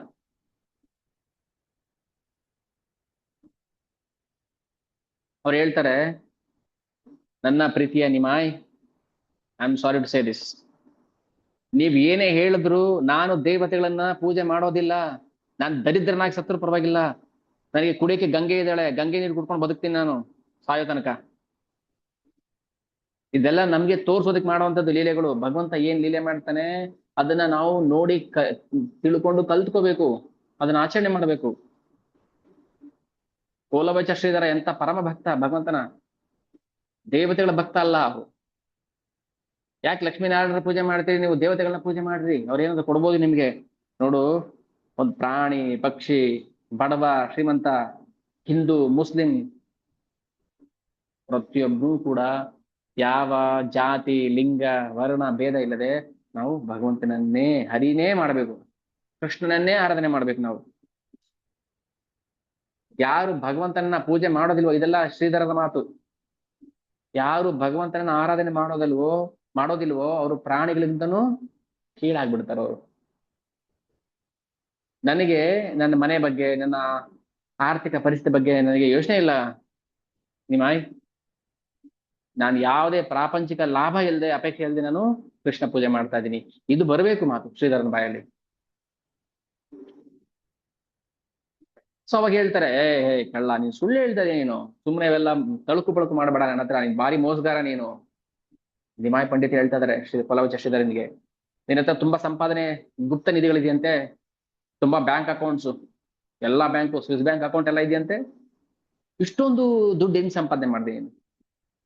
ಆದ್ರೆ ಮೇಲ್ನೋಟಕ್ಕೆ ಬಡವಂತರ ಕಾಣಿಸ್ತಾ ಇದೆಯಾ, ತೋರಿಸ್ಕೋತಾ ಇದ್ಯಾ ನೀನು ಬಡವಂತರ, ನೀನು ಭಾರಿ ಶ್ರೀಮಂತ ಇದೆಯಾ? ನೀನು ನಿನ್ನ ಸಂಪಾದನೆಯಲ್ಲಿ ಪಾಲು ಕೊಡ್ಲಿಲ್ಲ ಅಂದ್ರೆ ನಾನು ನಿನ್ನ ಗುಟ್ಟನ್ನ ರಟ್ ಮಾಡ್ಬಿಡ್ತೀನಿ. ಹಾಸ್ಯ ಚಟಾಕಿ ತಮಾಷೆ ಮಾಡ್ತಾ ಇದಾರೆ ಭಕ್ತರ ಹತ್ರ.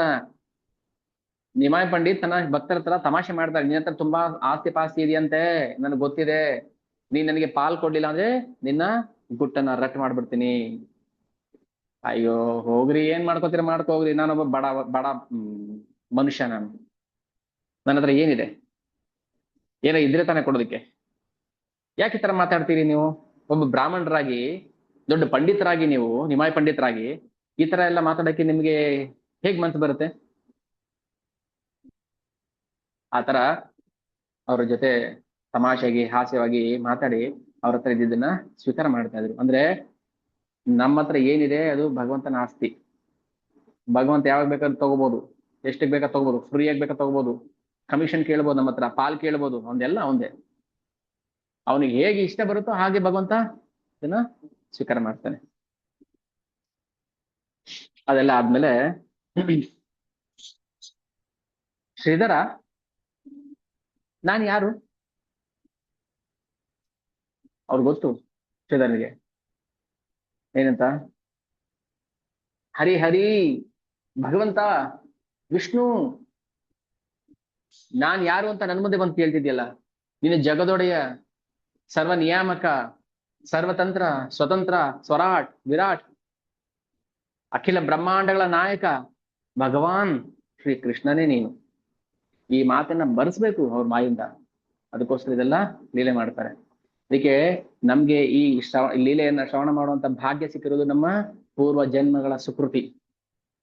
ಕೋಲಬಚ ಶ್ರೀಧರನಿಗೆ ಭಗವಂತ ಅಂತ ತೋರಿಸ್ತಾರೆ ಅವರು. ಇದೆಲ್ಲನು ಅಂತರಂಗ ಭಕ್ತರಿಗೆ ಮಾತ್ರ ಅರ್ಥ ಆಗುತ್ತೆ. ಸರಿ, ಸ್ವಲ್ಪ ವಯಸ್ಸಾದ್ಮೇಲೆ ಈಗ ಸಂಸಾರಸ್ಥರು ಗೃಹಸ್ಥರಾಗಿದ್ದಾರೆ ನಿಮಾಯ್ ಪಂಡಿತ್. ಸ್ವಲ್ಪ ದುಡ್ಡು ಸಂಪಾದನೆ ಮಾಡ್ಬೇಕಲ್ವಾ. ನೋಡಿ, ಭಗವಂತನು ಮಾಡ್ತಾನೆ. ಮನುಷ್ಯನಾಗಿ ಬಂದಾಗ ಭಗವಂತ ಏನ್ ಮಾಡ್ಬೇಕು ಹೇಳ್ತೀವಲ್ವಾ, ಸ್ವಧರ್ಮ ಮತ್ತೆ ಸನಾತನ ಧರ್ಮ. ಹೆಂಡತಿ ಮಕ್ಕಳು, ಕೆಲಸ, ಮನೆ ಮಠ ಸಂಪಾದನೆ ಮಾಡೋಕೆ ನಾವು ಹಣ ಸಂಪಾದನೆ ಮಾಡ್ಬೇಕು. ಸಾರಿ, ನಿರ್ವಹಣೆ ಮಾಡಕ್ಕೆ ಹಣ ಸಂಪಾದನೆ ಮಾಡ್ಬೇಕು. ಇನ್ನೊಂದು ಸನಾತನ ಧರ್ಮ, ಭಗವಂತನ ನಾಮ ಜಪ ಮಾಡ್ಬೇಕು, ಭಗವಂತ ಭಕ್ತಿ ಸೇವೆ ಮಾಡ್ಬೇಕು, ಅದು ಮಾಡ್ಬೇಕು. ಸೊ ನಿಮಾಯ್ ಪಂಡಿತ್ ಏನ್ ಮಾಡ್ತಾರೆ, ಅಲ್ಲಿಂದ ಮನೆ ಬಿಟ್ಟು ಹೊರಟು ಬಿಡ್ತಾರೆ ಹಣ ಸಂಪಾದನೆ ಮಾಡೋದಕ್ಕೆ. ಹೋದ್ರು, ಬಟ್ ಅವ್ರ ಉದ್ದೇಶ ಹರಿನಾಮ ಸಂಕೀರ್ತನೆ ಮಾಡ್ಬೇಕು, ಪ್ರಚಾರ ಮಾಡ್ಬೇಕು ಅಂತ, ಹಣ ಸಂಪಾದನೆ ಮಾಡೋದಲ್ಲ ಉದ್ದೇಶ. ಅಲ್ಲಿಂದ ಆ ಇಲ್ಲಿಗೆ ಪೂರ್ವ ಬಂಗಾಳ, ಈಗಿನ ಬಾಂಗ್ಲಾದೇಶಕ್ಕೆ ಬಂದ್ಬಿಡ್ತಾರೆ. ಬಂದಾಗ ಒಬ್ರು ಪಂಡಿತರು, ಇವ್ರ ಬಗ್ಗೆ ತುಂಬಾ ಪ್ರಚಾರ ಆಗಿರುತ್ತೆ. ನಿಮಾಯ್ ಪಂಡಿತ್ ದೊಡ್ಡ ಏನು ಶ್ರೇಷ್ಠ ಬ್ರಾಹ್ಮಣ ಪಂಡಿತರು ಅಂತೇಳಿ ಅವ್ರ ಹತ್ರ ಚರ್ಚೆ ಮಾಡಕ್ ಬರ್ತಾರೆ, ಡಿಸ್ಕಷನ್ ಮಾಡಕ್. ಸರಿ, ಆ ಇಷ್ಟೆಲ್ಲ ಪಾಂಡಿತ್ಯವನ್ನ ಸಂಗ್ರಹ ಮಾಡಿರ್ತಾರೆ. ದೇಶಾದ್ಯಂತ ಎಲ್ಲ ಜನರು ಬಂದು ಇವ್ರ ಪಾಂಡಿತ್ಯವನ್ನ ಕೇಳ್ಬೇಕು ಅಂತ ಆಸೆ ಪಡ್ತಿರ್ತಾರೆ. ಹೀಗೆ ಆ ತಮ್ಮ ಪಾಂಡಿತ್ಯವನ್ನ ಉಪಯೋಗಿಸಿ ಜನಗಳಿಗೆ ಹರಿನಾಮವನ್ನ ಕೊಡ್ಬೇಕು, ಲೀಲೆ. ಈ ತರ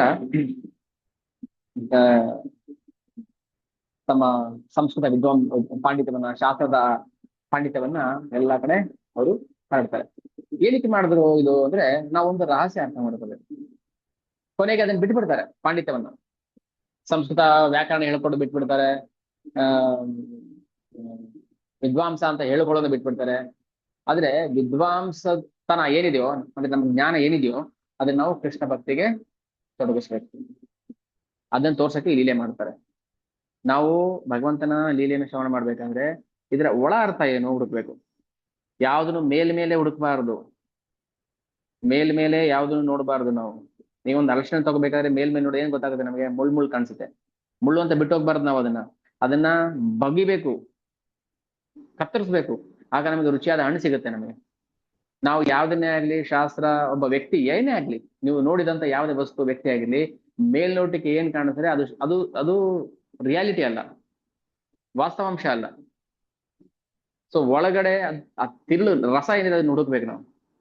ಈ ಲೀಲೆಯಲ್ಲಿ ನಾವು ರಸ ಏನು ಆಸ್ವಾದನೆ ಮಾಡ್ಬೇಕು ಅಂದ್ರೆ, ಇಷ್ಟೆಲ್ಲಾ ವಿದ್ವಾಂಸರಾಗಿದ್ರು ಚೈತನ್ಯ ಮಹಾಪ್ರಭು ಹಣ ಸಂಪಾದನೆ ಮಾಡಕ್ಕೆ ಬಾಂಗ್ಲಾದೇಶಕ್ಕೆ ಹೋದ್ರು, ಬೇರೆ ಕಡೆ ಹೋದ್ರು ಅಂತೆಲ್ಲ ನಾವು ಶ್ರವಣ ಮಾಡ್ಬೇಕಾದ್ರೆ ಅದು ಉದ್ದೇಶ ಅರ್ಥ ಮಾಡ್ಕೋಬೇಕು. ಕೊನೆಗೆ ಏನು ಬೇಡ ನನಗೆ, ನಾನು ಹರಿನಾಮ ಸಂಕೀರ್ತನೆ ಪ್ರಚಾರ ಮಾಡ್ಬೇಕು. ಮಹಾಪ್ರಭು ಅಂತ ಶ್ರೇಷ್ಠ ವಿದ್ವಾಂಸರು, ಮಹಾಘನ ವಿದ್ವಾಂಸರು ಅಂತವ್ರು ಕೂಡ ಎಲ್ಲ ಬಿಟ್ಬಿಟ್ರು ಅಂದ್ರೆ ನಿಮ್ಮ ಜ್ಞಾನಕ್ಕೆ, ನಿಮ್ಮ ಪಾಂಡಿತ್ಯಕ್ಕೆ ಬೆಲೆ ಇಲ್ಲ ಅಂತ ಪ್ರೂವ್ ಮಾಡ್ಬೇಕಾದ್ರೆ ಅದನ್ನ ತೋರಿಸ್ಬೇಕಲ್ಲ. ಅಯ್ಯೋ, ಅವ್ರಿಗೇನು ಓದು ಬಾರ ಗೊತ್ತಿರಲಿಲ್ಲ, ಅದಕ್ಕೆ ಮಣಿ ಹಿಡ್ಕೊಂಡು ಆಚೆ ಬಂದ್ಬಿಟ್ರು. ಹರೇ ಕೃಷ್ಣ ಹರೇ ಕೃಷ್ಣ ಕೃಷ್ಣ ಕೃಷ್ಣ ಹರೇ ಹರೇ, ಹರೇ ರಾಮ ರಾಮ ರಾಮ ಹರೇ ಹರೇ, ಹೊಟ್ಟೆಪಾಡಗೋಸ್ಕರ ಅಂತ ಜನ ಮಾತಾಡ್ಬಿಟ್ರೆ ಅಲ್ವಾ. ಅಯ್ಯೋ, ಓದು ಬರ ಇಲ್ಲ ರೀ ಹುಡುಗನಿಗೆ, ಅದಕ್ಕೆ ಎಲ್ಲ ಮನೆಗಿನೆಲ್ಲ ಬಿಟ್ಬಿಟ್ಟು ಬಂದು ಸಂಕೀರ್ತನೆ ಮಾಡ್ತಾ ಇದ್ದಾನೆ ಹೊಟ್ಟೆಪಾಡಗೋಸ್ಕರ ಅಂತ ಜನ ಮಾತಾಡಬಾರ್ದು. ಅಷ್ಟು ವಿದ್ವಾಂಸರಾಗಿದ್ರು, ಎಷ್ಟು ಬೇಕಾದ್ರೆ ಹಣ ಸಂಪಾದನೆ ಮಾಡಬಹುದಾಗಿತ್ತು ಅವ್ರ ಪಾಂಡಿತ್ಯಕ್ಕೆ. ಹಾಗೆ ಮಾಡಬಾರ್ದು, ಅದ್ರದ್ದೇನೂ ಪ್ರಯೋಜನ ಇಲ್ಲ. ಜ್ಞಾನದಿಂದ ಏನೂ ಪ್ರಯೋಜನ ಇಲ್ಲ ಅದನ್ನ ಭಕ್ತಿ ಸೇವೆಯಾಗಿ ಬಳಸ್ಕೊಳ್ಳದೆ ಇದ್ರೆ. ಎಷ್ಟೇ ವಿದ್ವಾಂಸ ಆಗಿರ್ಲಿ. ಯಾರೋ ಹೇಳ್ತಾರಲ್ಲ, ಓ ಭಾರತದಲ್ಲೇ ಇವರು ಅತ್ಯಂತ ಮಹಾಪಂಡಿತ, ಇವ್ರ ಹತ್ರ ಇರಬಾರ್ದು, ಡಿಗ್ರಿಗಳೆಲ್ಲ ಇದೆ, A to Z ಎಲ್ಲ ಡಿಗ್ರಿ ಇದೆ ಅವರಿಗೆ, BA CA FA ಎಲ್ಲ ಡಿಗ್ರೀಸ್ ಇದೆ, ಆದರೆ ಕೃಷ್ಣ ಭಕ್ತಿನೇ ಇಲ್ಲ, ಅದು ವ್ಯರ್ಥ ಆಗುತ್ತೆ. ಸೊ ಒಂದಿನ ಕೇಶವ್ ಕಾಶ್ಮೀರಿ ಅಂತ ಒಬ್ರು ಪಂಡಿತರು, ಅವರು ನಿಮಾಯ್ ಪಂಡಿತ ಸೋಲಿಸ್ಬಿಡ್ಬೇಕು ಅಂತ ಒಂದು ಪಾಂಡಿತ್ಯದಲ್ಲಿ ಅವರು ಮಹಾ ವಿದ್ವಾಂಸರಾಗಿದ್ದರು. ಸರಿ, ಏನ್ ಮಾಡಿದ್ರು, ಕೇಶವ ಕಾಶ್ಮೀರಿ ಬಂದ್ಬಿಟ್ಟು ಒಂದಷ್ಟು ಶ್ಲೋಕಗಳನ್ನ ರಚನೆ ಮಾಡ್ತಾರೆ. ಅರ್ಧ ಗಂಟೆಲಿ ಒಂದು 100 ಶ್ಲೋಕವನ್ನು ರಚನೆ ಮಾಡ್ತಾರೆ. ಅದರಲ್ಲಿ ಯಾವ್ದಾದ್ರು ಒಂದು ಶ್ಲೋಕವನ್ನ ತಗೊಂಡು ಅದ್ರಲ್ಲಿರುವಂತಹ ಸರಿ ತಪ್ಪುಗಳನ್ನ ಗುಣದೋಷಗಳನ್ನ ಹೇಳಬೇಕು.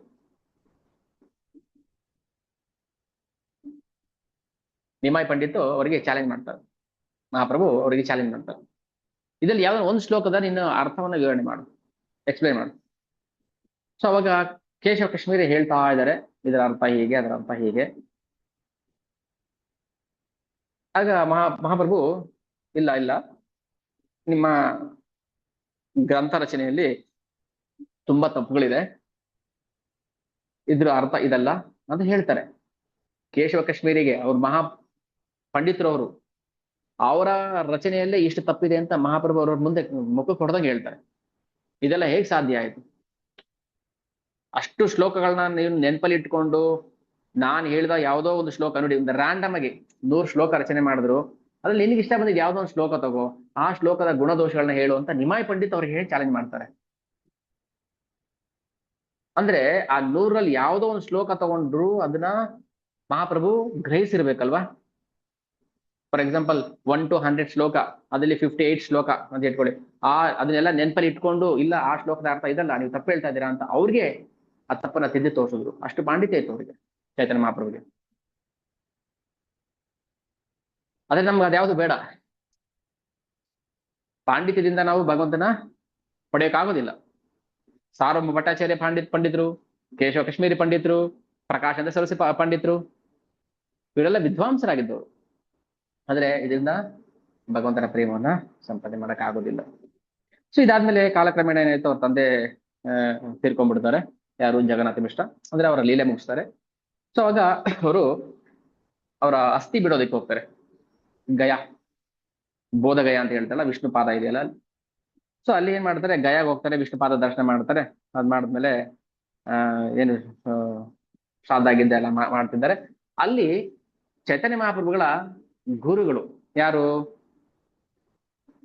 ಚೈತನ್ಯ ಮಹಾಪ್ರಭುಗಳ ಗುರುಗಳು, ದೀಕ್ಷಾಗುರು ಶ್ರೀ ಈಶ್ವರಪುರಿ. ನಾನು ಹೇಳ್ತದೆ ಕ್ಲಾಸಲ್ಲಿ, ಈಶ್ವರಪುರಿ ಅವರು ಅವರ ದೀಕ್ಷಾಗುರು. ಅಲ್ಲಿ ಅವರು ಬಂದಿರ್ತಾರೆ ಗಯಾಕ್ಕೆ. ಆಗ ನಿಮಾಯಿ ಪಂಡಿತ್ ಹೋಗಿ ಏನ್ ಮಾಡ್ತಾರೆ, ಅವರ ಪಾದಗಳಿಗೆ ನಮಸ್ಕಾರ ಮಾಡಿ ಅವರಿಗೆ ಶರಣಾಗ್ಬಿಡ್ತಾರೆ. ಭಗವಂತನು ಕೂಡ ಗುರುವನ್ನ ಆಶ್ರಯಿಸ್ಬೇಕು. ಭಗವಂತನಾಗಿ ಬಂದ್ರೂ ಮನುಷ್ಯ ಲೀಲೆ ಮಾಡ್ಬೇಕಾದ್ರೆ ಒಬ್ಬ ಗುರು ಅವಶ್ಯಕತೆ ಇದೆ ಅಂತ. ಸೊ ಅವಾಗ ಆ ಈಶ್ವರಪುರಿ ಅವ್ರು ಏನ್ ಮಾಡ್ತಾರೆ, ಅವ್ರಿಗೆ ದೀಕ್ಷೆ ಕೊಡ್ತಾರೆ. ಆದ್ರೆ ಏನಂತ ಕೊಡ್ತಾರೆ ಗೊತ್ತಾ? ನೀನು ಸುಮ್ಮನೆ ಹರೇ ಕೃಷ್ಣ ಮಂತ್ರ ಮಾತ್ರ ಹೇಳು ಸಾಕು, ಭಗವಂತ ನಾಮ ಮಾತ್ರ ಹೇಳು ಸಾಕು. ನೀನು ವೇದಾರ್ಥ, ವೇದಗಳನ್ನು ತಿಳಿಯೋದಿಲ್ಲ, ಅನರ್ಹ. ವೇದಗಳನ್ನ ಓದೋದಿಕ್ಕೆ ನಿನ್ಗೆ ಅರ್ಹತೆ ಇಲ್ಲ, ನೀನು ಅನರ್ಹ. ಯಾರಿಗೆ ಹೇಳ್ತಾ ಇರೋದು? ಗುರು ಈಶ್ವರಪುರಿ ಅವರು ನಿಮಾಯ ಪಂಡಿತರಿಗೆ ಹೇಳ್ತಾ ಇರೋದು, ದೀಕ್ಷೆ ಕೊಟ್ಟು. ಅಂದ್ರೇನು? ಹರಿನಾಮ ಹೇಳೋದಕ್ಕೆ ಅಷ್ಟೇ ಲಾಯಕ್ಕು ನೀನು, ನಿನ್ಗೆ ವೇದ ಆಗಿದೆ ಅರ್ಥ ಆಗೋದಿಲ್ಲ ಹೋಗು ಅಂತಂದ್ರೆ ವೇದದಿಂದ ಏನೂ ಪ್ರಯೋಜನ ಇಲ್ಲ, ಹರಿನಾಮವೇ ಶ್ರೇಷ್ಠ ಅಂತ ಅರ್ಥ. ಯಾಕೆ? ವೇದ ತಿಳ್ಕೊಳಕ್ಕೆ ಅನರ್ಹರ ಚೈತನ್ಯ ಮಹಾಪ್ರಭು? ಎಷ್ಟು ಜನ ಸೋಲಿಸಿದಾರೆ ಅವರು, ಗೊತ್ತು ಈಶ್ವರಪುರಿ ಅವರಿಗೆ, ಗುರುಗಳು ಗೊತ್ತು.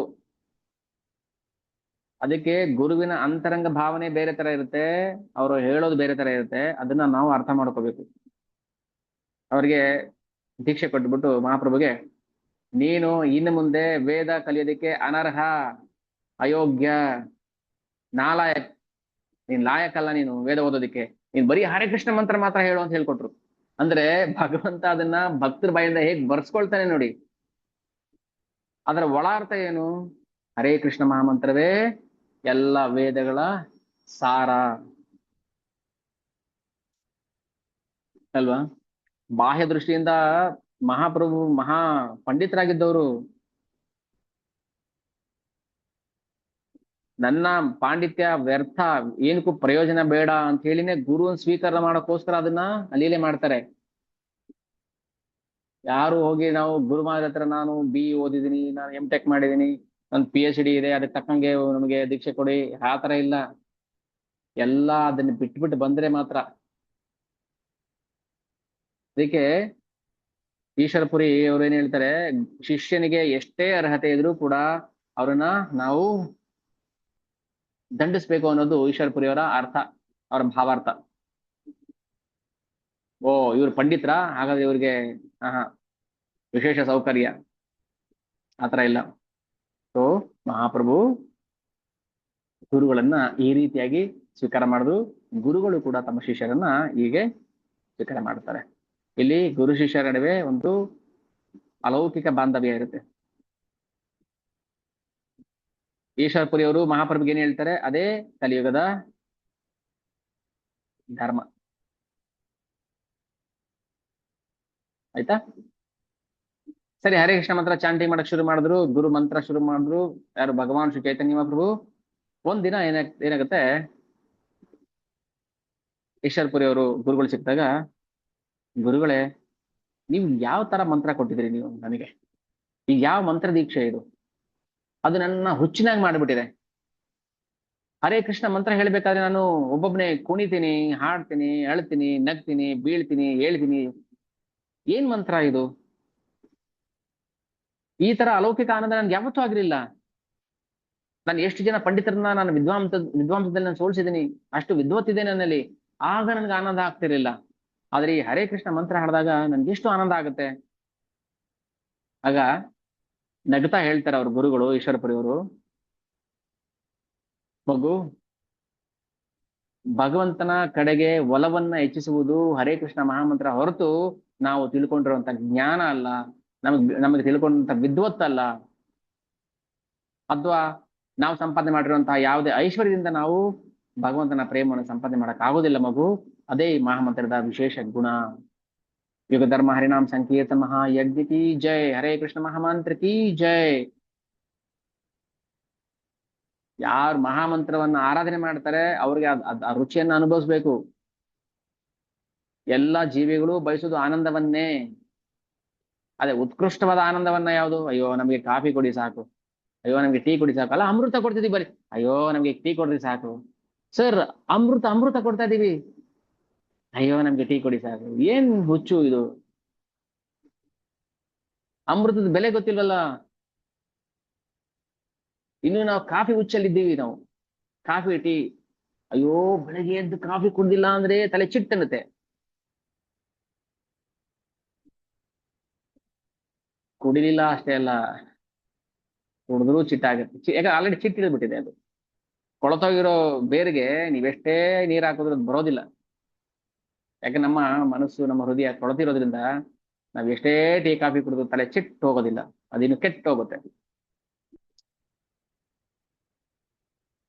ಮಹಾಮಂತ್ರದ ಗುಣ ಎಂತದ್ದು ಅಂದ್ರೆ, ನೀವು ಅದನ್ನ ಹಾಡಿ ಕುಣಿಬೇಕು, ಎಂಜಾಯ್ ಮಾಡ್ಬೇಕು, ಮುಳುಗ್ಬೇಕು, ತೇಲ್ಬೇಕು. ಹೀಗ್ ಮಾಡುವಂತ ಈಶ್ವರಪುರಿಯವರು ಮಹಾಪ್ರಭುಗೆ ಶಿಕ್ಷೆ ಕೊಡ್ತಾರೆ. ಅದಾದ್ಮೇಲೆ ಅವ್ರಿಗೆ ಒಂದು ಪರ್ಸನಲ್ ಇನ್ಸ್ಟ್ರಕ್ಷನ್ ಕೊಡ್ತಾರೆ, ಭಗವಂತನಿಗೆ ಇನ್ಸ್ಟ್ರಕ್ಷನ್ ಕೊಡ್ತಾರೆ ಅವ್ರ ಗುರುಗಳು. ಆದ್ರೆ ಇಲ್ಲಿ ಭಗವಂತನಾಗ್ ಬಂದಿಲ್ಲ, ಭಕ್ತನಾಗ್ ಬಂದಿರೋದು ಅಲ್ವಾ. ಭಗವಂತನೂ ಕೂಡ ಭಕ್ತನಾಗ್ ಬರ್ಬೇಕು ಅಂತ ಇಚ್ಛೆ ಪಟ್ಟು ಬಂದಿರೋದು, ನಾನ್ ದೇವರಾಗ್ ಬರ್ತೀನಿ ಅಂತೆಲ್ಲ. ಮಗು, ಪ್ರಿಯ ಶಿಷ್ಯ, ನೀನು ಇಡೀ ಸಂಕೀರ್ತನ ಚಳಿವಳಿಯನ್ನ, ಈ ಸಂಕೀರ್ತನ ಚಳಿವಳಿಯನ್ನ ಇಡೀ ಜಗತ್ತಿಗೆ, ಮನೆಗೆ ಸಾರಬೇಕು, ಮನೆಗೆ ಸಾರಬೇಕು. ಸೊ ಹಾಗೆ ವಿಶ್ವಂಬರ ಅಥವಾ ನಿಮಾಯ್ ಪಂಡಿತ್ ಕೃಷ್ಣ ಪ್ರೇಮದಿಂದ 100% ಕೃಷ್ಣ ಪ್ರೇಮದಿಂದ ಉನ್ಮತ್ತರಾಗ್ಬಿಡ್ತಾರೆ. ಯಾಕಂದ್ರೆ ಭಗವಂತ ಮಾತ್ರ ಪೂರ್ತಿ ಕೃಷ್ಣ ಪ್ರೇಮವನ್ನ ಆಸ್ವಾದನೆ ಮಾಡಕ್ ಸಾಧ್ಯ, ಯಾರು ಮಾಡಕ್ ಆಗೋದಿಲ್ಲ. ಭಗವಂತನ ಅನುಗ್ರಹ ಇಲ್ಲ ಅಂದ್ರೆ ಯಾರು ಕೃಷ್ಣ ಪ್ರೇಮವನ್ನ ಒಂದು ಕಿಂಚಿತ್ತು ಆ ರಸವನ್ನ ಆಸ್ವಾದನೆ ಮಾಡಕ್ ಸಾಧ್ಯ ಇಲ್ಲ. ಆಮೇಲೆ ಅವರ ಅಹಂಕಾರ ಎಲ್ಲ ಇಳ್ದೋಗ್ಬಿಡುತ್ತೆ. ಅಂದ್ರೆ ಅವರ ಅಹಂಕಾರ ಅಂತಲ್ಲ, ನಮ್ಮ ಪರವಾಗಿ ಮಾಡ್ತಾ ಇರೋದು ಲೀಲೆ. ಭಕ್ತರು ಹೇಗಿರ್ಬೇಕು ಅಂತ ತೋರ್ಸಕ್ಕೋಸ್ಕರ ಮಾಡ್ತಾರಂತ ಲೀಲೆ. ನಾವು ಶ್ರವಣ ಮಾಡ್ತಾ ಓ ಅವ್ರಿಗೂ ಅಹಂಕಾರ ಇತ್ತಾ, ಓ ಅವರೂ ಮದುವೆ ಮಾಡ್ಕೊಂಡಿದ್ರಾ, ಓ ಅವರು ಹಿಂಗ್ ಮಾಡಿದ್ರಾ, ಅವ್ರು ಅಂತ ಯೋಚನೆ ಮಾಡಬಾರ್ದು. ಭಗವಂತ ಮಾಡೋ ಲೀಲೆಗಳು ಭಕ್ತರ ಉದ್ಧಾರಕ್ಕೋಸ್ಕರ. ಓಹೋ ಅವರು ಹಂಗೇನಾ, ಓಹೋ ಇವ್ರು ಹಿಂಗೇನಾ ಅಂತೆಲ್ಲ ಮಾಡಬಾರ್ದು. ಸೊ ಅದಕ್ಕೋಸ್ಕರ ಲೀಲೆಯನ್ನ ಶ್ರವಣ ಮಾಡ್ಬೇಕಾದ್ರೆ ಫಸ್ಟ್ ನಾವು ಕಾನ್ಶಿಯಸ್ ಅಲ್ಲಿ ನಾವ್ ಯಾರ ಬಗ್ಗೆ ಹೇಳ್ತಾ ಇದೀವಿ, ಭಗವಂತನ ಬಗ್ಗೆ ಶ್ರವಣ ಮಾಡ್ತಾ ಇದೀವಿ, ಭಗವಂತ ಅಂತ ಇರ್ಬೇಕು. ಭಗವಂತ ಲೀಲೆಗಳನ್ನ ನಾವು ಚರ್ಚೆ ಮಾಡ್ತಾ ಇದೀವಿ. ಅಲ್ಲಿಂದ ಏನಾಯ್ತು, ತಮ್ಮ ಪಾಂಡಿತ ಅಹಂಕಾರನ ಬಿಟ್ಬಿಟ್ರು, ಕೃಷ್ಣ ಪ್ರೇಮದಿಂದ ಉನ್ಮತ್ತರಾಗ್ತಾರೆ. ಮತ್ತೆ ವಾಪಸ್ ಅವರು ನವದ್ವೀಪಕ್ಕೆ ಬರ್ತಾರೆ. ಗಯಾಗ್ ಹೋಗಿದ್ರಲ್ಲ, ಶ್ರಾದ್ದ ಎಲ್ಲ ಆಯ್ತು, ಅಲ್ಲಿ ದೀಕ್ಷೆ ಎಲ್ಲ ಆಯ್ತು, ಮತ್ತೆ ವಾಪಸ್ ಬಂದ್ರು. ಬಂದ ಮೇಲೆ ಏನಾಯ್ತು, ಅಲ್ಲಿವರೆಗೂ ಇವರು ಪಾಠ ಪ್ರವಚನ ಮಾಡ್ತದಲ್ಲ ಬಿಟ್ಬಿಟ್ರು. ಈಗ ಹೆಸರು ಶ್ರೀಕೃಷ್ಣ ಚೈತನ್ಯ ಸನ್ಯಾಸ ದೀಕ್ಷೆ, ಹರಿನಾಮ ದೀಕ್ಷೆ ಆಯ್ತು. ಸೊ ಹರಿನಾಮ ದೀಕ್ಷೆ ಆದ್ಮೇಲೆ ಅವರು ಶ್ರೀಕೃಷ್ಣ ಚೈತನ್ಯ ಆದ್ರು. ಆಮೇಲೆ ಹೇಳ್ತಾರೆ ತಮ್ಮ ವಿದ್ಯಾರ್ಥಿಗಳಿಗೆ, ನನ್ನ ಪ್ರೀತಿಯ ವಿದ್ಯಾರ್ಥಿಗಳೇ, ನಾನು ಇನ್ನು ಮುಂದೆ ಪಾಠ ಪ್ರವಚನ ಮಾಡುವುದಿಲ್ಲ. ಯಾಕೆ ಮಾಡುವುದಿಲ್ಲ ಗುರುಗಳೇ? ಏನು ಅಂತ ಮಾಡ್ಲಿ? ಸಮಾಸ, ಸಂಧಿ, ವಿಭಕ್ತಿ, ಪ್ರತ್ಯಯ, ಲಘು, ಗುರು, ಈ ಸಂಸ್ಕೃತ ವ್ಯಾಕರಣ ನನಗೆ ಗೊತ್ತಾಗ್ತಾ ಇಲ್ಲ. ನಾನು ನೋಡಿದ ಪ್ರತಿಯೊಂದು ಅಕ್ಷರವೂ ಕೂಡ ಕೃಷ್ಣನಾಗಿ ಕಾಣಿಸ್ತಾನೆ. ನಾನು ಏನ್ ಹೇಳ್ಕೊಡ್ಲಿ ನಿಮ್ಗೆ? ಪ್ರತಿಯೊಂದು ಅಕ್ಷರವೂ ಕೂಡ ನನಗೆ ಕೃಷ್ಣನಾಗಿ ಕಾಣಿಸ್ತಾ ಇದ್ದಾನೆ. ಕೃಷ್ಣ ಪ್ರೇಮದಲ್ಲಿ ತೇಲ್ತಾ ಇದ್ದೀನಿ ನಾನು. ನನಗೆ ಪಾಠ ಮಾಡಕ್ ಆಗ್ತಾ ಇಲ್ಲ, ದಯವಿಟ್ಟು ಕ್ಷಮಿಸಿ. ಏನೇ ಅಕ್ಷರ ತಗೊಳ್ಳಿ ಅದನ್ನ ಕೃಷ್ಣ ಅಂತ ಬರೋ ತರ ಮಾಡ್ಬಿಡ್ತಾರೆ. ಯಾವ್ದು ಕ ಅನ್ನೋ ಶಬ್ದ ಅರ್ಥ ಕೃಷ್ಣ, ಅ ಅಂದ್ರೆ ಕೃಷ್ಣ, ಆ ಅಂದ್ರೆ ಕೃಷ್ಣ, ಈ ಅಂದ್ರೆ ಕೃಷ್ಣ, ಈ ಅಂದ್ರೆ ಕೃಷ್ಣ. ಸೊ ಪ್ರತಿಯೊಂದಕ್ಕೂ ಕೂಡ ಕೃಷ್ಣ ನಾಮವೇ ಬರೋ ತರ ಅದನ್ನ ಸರಿದೂಗಿಸ್ತಾ ಇದ್ರು. ಸೊ ಹೀಗಿದ್ದಾಗ ನಾನು ಹೇಗೆ ವ್ಯಾಕರಣ ಮಾಡ್ಲಿ? ಇಲ್ಲಿಂದ ಏನ್ ಕಲಿಯೋಕ್ ಸಾಧ್ಯ? ಸೊ ಹಾಗಾಗಿ ಭಗವಂತನ ಲೀಲೆ ಬಿಟ್ಟು ಬೇರೆ ನನಗೇನು ಹೊಳಿತಲ್ಲ, ನನ್ನ ತಲೆ ನನಗೇನು ಬರೋದು ಇಲ್ಲ ಅಂತ ಹೇಳಿ ಅದನ್ನ ಬಿಟ್ಬಿಡ್ತಾರೆ. ಹೀಗಾಗಿ ಗೌರಂಗ ಮಹಾಪ್ರಭು ನವದ್ವೀಪದ ಶುದ್ಧ ಭಕ್ತರ ಜೊತೆ ಚರ್ಚೆ ಮಾಡ್ತಾ ಇದ್ರು. ಒಂದ್ಸಲ ಏನಾಯ್ತು, ಶಚಿಮಾತೆಗೆ ಸ್ವಲ್ಪ ಗಾಬರಿ ಶುರು ಆಯ್ತು. ಎಂತವ್ರಿಗೂ ಆಗುತ್ತಲ್ವಾ? ಏನಪ್ಪಾ, ನಮ್ಮ ಹುಡುಗ ಪಾಠ ಪ್ರವಚನ ಮಾಡ್ಕೊಂಡಿದ್ದ, ಮದುವೆ ಬೇರೆ ಮಾಡಿದ್ವಿ, ತಿಂತಲೆ ಏನೋ ಮಾಡಿದ್ರೆ ನೋಡಿದ್ವಿ ಇವನು ಹುಚ್ಚಿನ ತರ ಆಡ್ತಾ ಇದ್ದಾನೆ. ಏನಿದು? ಅಷ್ಟೊತ್ತಾಗ್ಲೇ ಅವ್ರ ಅಣ್ಣ ವಿಶ್ವರೂಪ ಅವ್ರು ಸನ್ಯಾಸಿ ದೀಕ್ಷೆ ತಗೊಂಡು ಹೊರಟೋಗ್ಬಿಟ್ಟಿದ್ರು. ವಿಶ್ವಂಬರದ ಅಣ್ಣ ವಿಶ್ವರೂಪ ಸನ್ಯಾಸಿ ದೀಕ್ಷೆ ತಗೊಂಡು ಮನೆಯಿಂದ ಹೊರಟೋಗಿದ್ರು. ಇವ್ರಿಗೂ ಅದೇ ಭಯ ಶುರು ಆಯ್ತು. ಇವನು ಅದೇ ಗತಿ, ಅದೇ ದಾರಿಲಿ ಹೋಗ್ಬಿಟ್ರೆ ಅಂತ ತಾಯಿಗೆ ಸ್ವಲ್ಪ ಗಾಬರಿ ಆಯ್ತು. ಅಮ್ಮ ಕೇಳ್ತಾರೆ ಮಗನ್ನ, ಮಗು ನೀನೀಗ ಗೃಹಸ್ಥ, ಸಂಸಾರ ಅಂತಿದೆ, ಸಂಸಾರ ನಿರ್ವಹಣೆ ಮಾಡ್ಬೇಕಲ್ವಾ? ಇವಾಗ ಏನಕ್ಕೆ ನಿನಗೆ ಅದು? ಒಬ್ಬ ಒಬ್ಬ ಐಡಿಯಲ್ ತಾಯಿ ಹೇಗೆ ಯೋಚನೆ ಮಾಡ್ತಾಳೋ ಹಾಗೆ ಶಚಿಮಾತೆಯನ್ನು ಕೂಡ ಹೇಳ್ತಾರೆ. ಆದ್ರೆ ಅವ್ರ ಉದ್ದೇಶ ಅದಾಗಿರ್ಲಿಲ್ಲ. ಪ್ರತಿಯೊಬ್ಬರು ಮಕ್ಕಳು, ತಂದೆ ತಾಯಿಗಳು ಹಾಗೆ ತಾನೇ ಯೋಚನೆ ಮಾಡ್ತಾರೆ. ಆದ್ರೆ ಭಗವಂತ ಇಚ್ಛೆ ಏನಿದೆ ಅದಾಗತ್ತೆ ಅಷ್ಟೇ. ಭಗವಂತ ಇಚ್ಛೆ ಪ್ರಕಾರ ಆಗುತ್ತೆ, ನಮ್ಮ ಇಚ್ಛೆ ಪ್ರಕಾರ ಅಲ್ಲ. ನಮಗೆ ನನ್ನ ಮಕ್ಕಳನ್ನ ದೊಡ್ಡ ಡಾಕ್ಟರ್ ಮಾಡ್ಬೇಕು, ಇಂಜಿನಿಯರ್ ಮಾಡ್ಬೇಕು ಅಂತ ಆಸೆ ಇರ್ಬೋದು, ಅವ್ನ್ ಸನ್ಯಾಸಿ ಆಗ್ಬೋದು, ನಾವ್ ತಡೆಯಕ್ ಆಗೋದಿಲ್ಲ. ಇಲ್ಲ ಬಲವಂತ ಮಾಡಿ ಸನ್ಯಾಸಿ ಮಾಡಿದ್ರೆ ಅವ್ನು ಗೃಹಸ್ಥ ಆಗ್ಬಿಡ್ಬೋದು, ನಾವ್ ತಡೆಯಕ್ ಆಗೋದಿಲ್ಲ. ಯಾವ್ದು ಕೂಡ ನಮ್ ಕೈಲಿ ಇಲ್ಲ. ಶಚಿ ಮತ್ತೆ ಗಾಬರಿ ಆಗುತ್ತೆ. ಏನಪ್ಪಾ ಮಗು ನೀನ್ ಹಿಂಗ್ ಮಾಡ್ಬಿಟ್ರೆ ಹುಚ್ಚು ತರ ಆಡ್ತಾ ಇದ್ಯಾ, ಏನ್ ಕತೆ? ಮಗು ಗೌರಂಗ ಮಹಾಪ್ರಭು ಹೇಳ್ತಾರೆ, ಅಲ್ಲ ಅಮ್ಮ, ಪ್ರತಿಯೊಂದು ಕೂಡ ಭಗವಂತನ ಕಡೆನೇ ಬೆರಳು ಮಾಡಿ ತೋರಿಸ್ತಾ ಇದೆ. ಪ್ರತಿಯೊಂದು ಭಗವಂತನ ಕಡೆನೇ ತೋರಿಸ್ತಾ ಇದೆ. ವೇದಗಳು ಭಗವಂತನ ಕಡೆ ತೋರಿಸ್ತಾ ಇದೆ, ಜ್ಞಾನ ಭಗವಂತನ ಕಡೆ ತೋರಿಸ್ತಾ ಇದೆ, ವೈರಾಗ್ಯ ಭಗವಂತನ ಕಡೆ ತೋರಿಸ್ತಾ ಇದೆ, ಅಕ್ಷರಗಳು ಭಗವಂತನ ಕಡೆ ತೋರಿಸ್ತಾ ಇದೆ, ಪ್ರಾಣಿ ಪಕ್ಷಿಗಳು ಬರೀ ಇಡೀ ಜೀವಮಾನದ ಸಂಕುಲವೂ ಕೂಡ ಭಗವಂತನ ಕಡೆನೇ ಬೆರಳು ಮಾಡಿ ತೋರಿಸ್ತಾ ಇದೆ. ಇದೇ ಶಾಶ್ವತ ಸತ್ಯ. ಇದನ್ನ ಅರ್ಥ ಮಾಡ್ಕೋಬೇಕು. ನಾವು ಭಗವಂತನನ್ನ ವರ್ಣಿಸುವ ಶಾಸ್ತ್ರಗಳನ್ನ ಮಾತ್ರ ಅವಲಂಬಿಸ್ಬೇಕು. ಯಾವ್ದ್ಯಾವ್ದೋ ಓದ್ಕೊಂಡು ಕೂತ್ಕೊಳ್ಳೋದಲ್ಲ. ಸುಮ್ಮನೆ ಯಾವ್ದೋ ಒಂದು ಬುಕ್, ಬ್ಯಾಗಿಂದ ಒಂದು ಬುಕ್ ತೆಗೆದು ಓಪನ್ ಮಾಡೋದು, ಓದ್ತಾ ಕೂತ್ಬಿಟ್ರು. ಏನ್ ಪ್ರಯೋಜನ ಬಂತು? ಬೆಳಿಗ್ಗೆ ಪಿಕ್ಚರ್ ನೋಡ್ಕೊಂಡು, ವಿಡಿಯೋ ಗೇಮ್ ಆಡ್ಕೊಂಡು, ಕ್ರಿಕೆಟ್ ನೋಡ್ಕೊಂಡು, ಪಜಲ್ ಹಾಡ್ಕೊಂಡು ಕಾಲ ಸುಮ್ಮನೆ ವ್ಯರ್ಥ ಮಾಡ್ತಾ ಇದ್ದಾರೆ. ಒಂದು ನಯಾ ಪೈಸದ ಪ್ರಯೋಜನ ಆಗ್ತಾ ಇಲ್ಲ.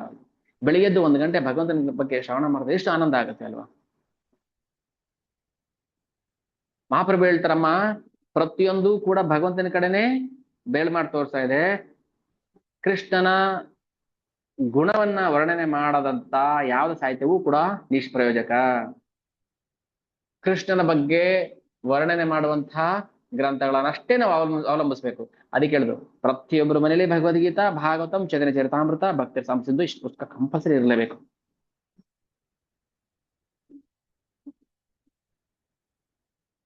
ಯಾವ್ದ್ಯಾವ್ದೋ ಇಟ್ಕೊಂಡು ಏನೋ ಪ್ರಯೋಜನ, ಏನ್ ಪ್ರಯೋಜನ. ಒಬ್ಬರ ಮನೆಗೆ ಹೋಗಿದ್ವಿ, ಒಂದು ದೊಡ್ಡ ಬುಕ್ ಶೆಲ್ಫ್ ನೋಡಿದ್ರೆ ಎಷ್ಟು ಪುಸ್ತಕಗಳಿತ್ತು, ಆದ್ರೆ ಒಂದು ಭಗವದ್ಗೀತೆ ಇಲ್ಲ ಅವರ ಮನೆಯಲ್ಲಿ, ಒಂದು ಭಾಗವತ ಪುಸ್ತಕ ಇಲ್ಲ ಅದರಲ್ಲಿ, ಏನೂ ಇಲ್ಲ ಅದರಲ್ಲಿ. ಅದೊಂದು ಸುಮ್ಮನೆ ಅದು ಪುಸ್ತಕ ಅಷ್ಟೇ, ಸುಮ್ಮನೆ ಬಿದಿರು ನಾಶ ಆಯ್ತು.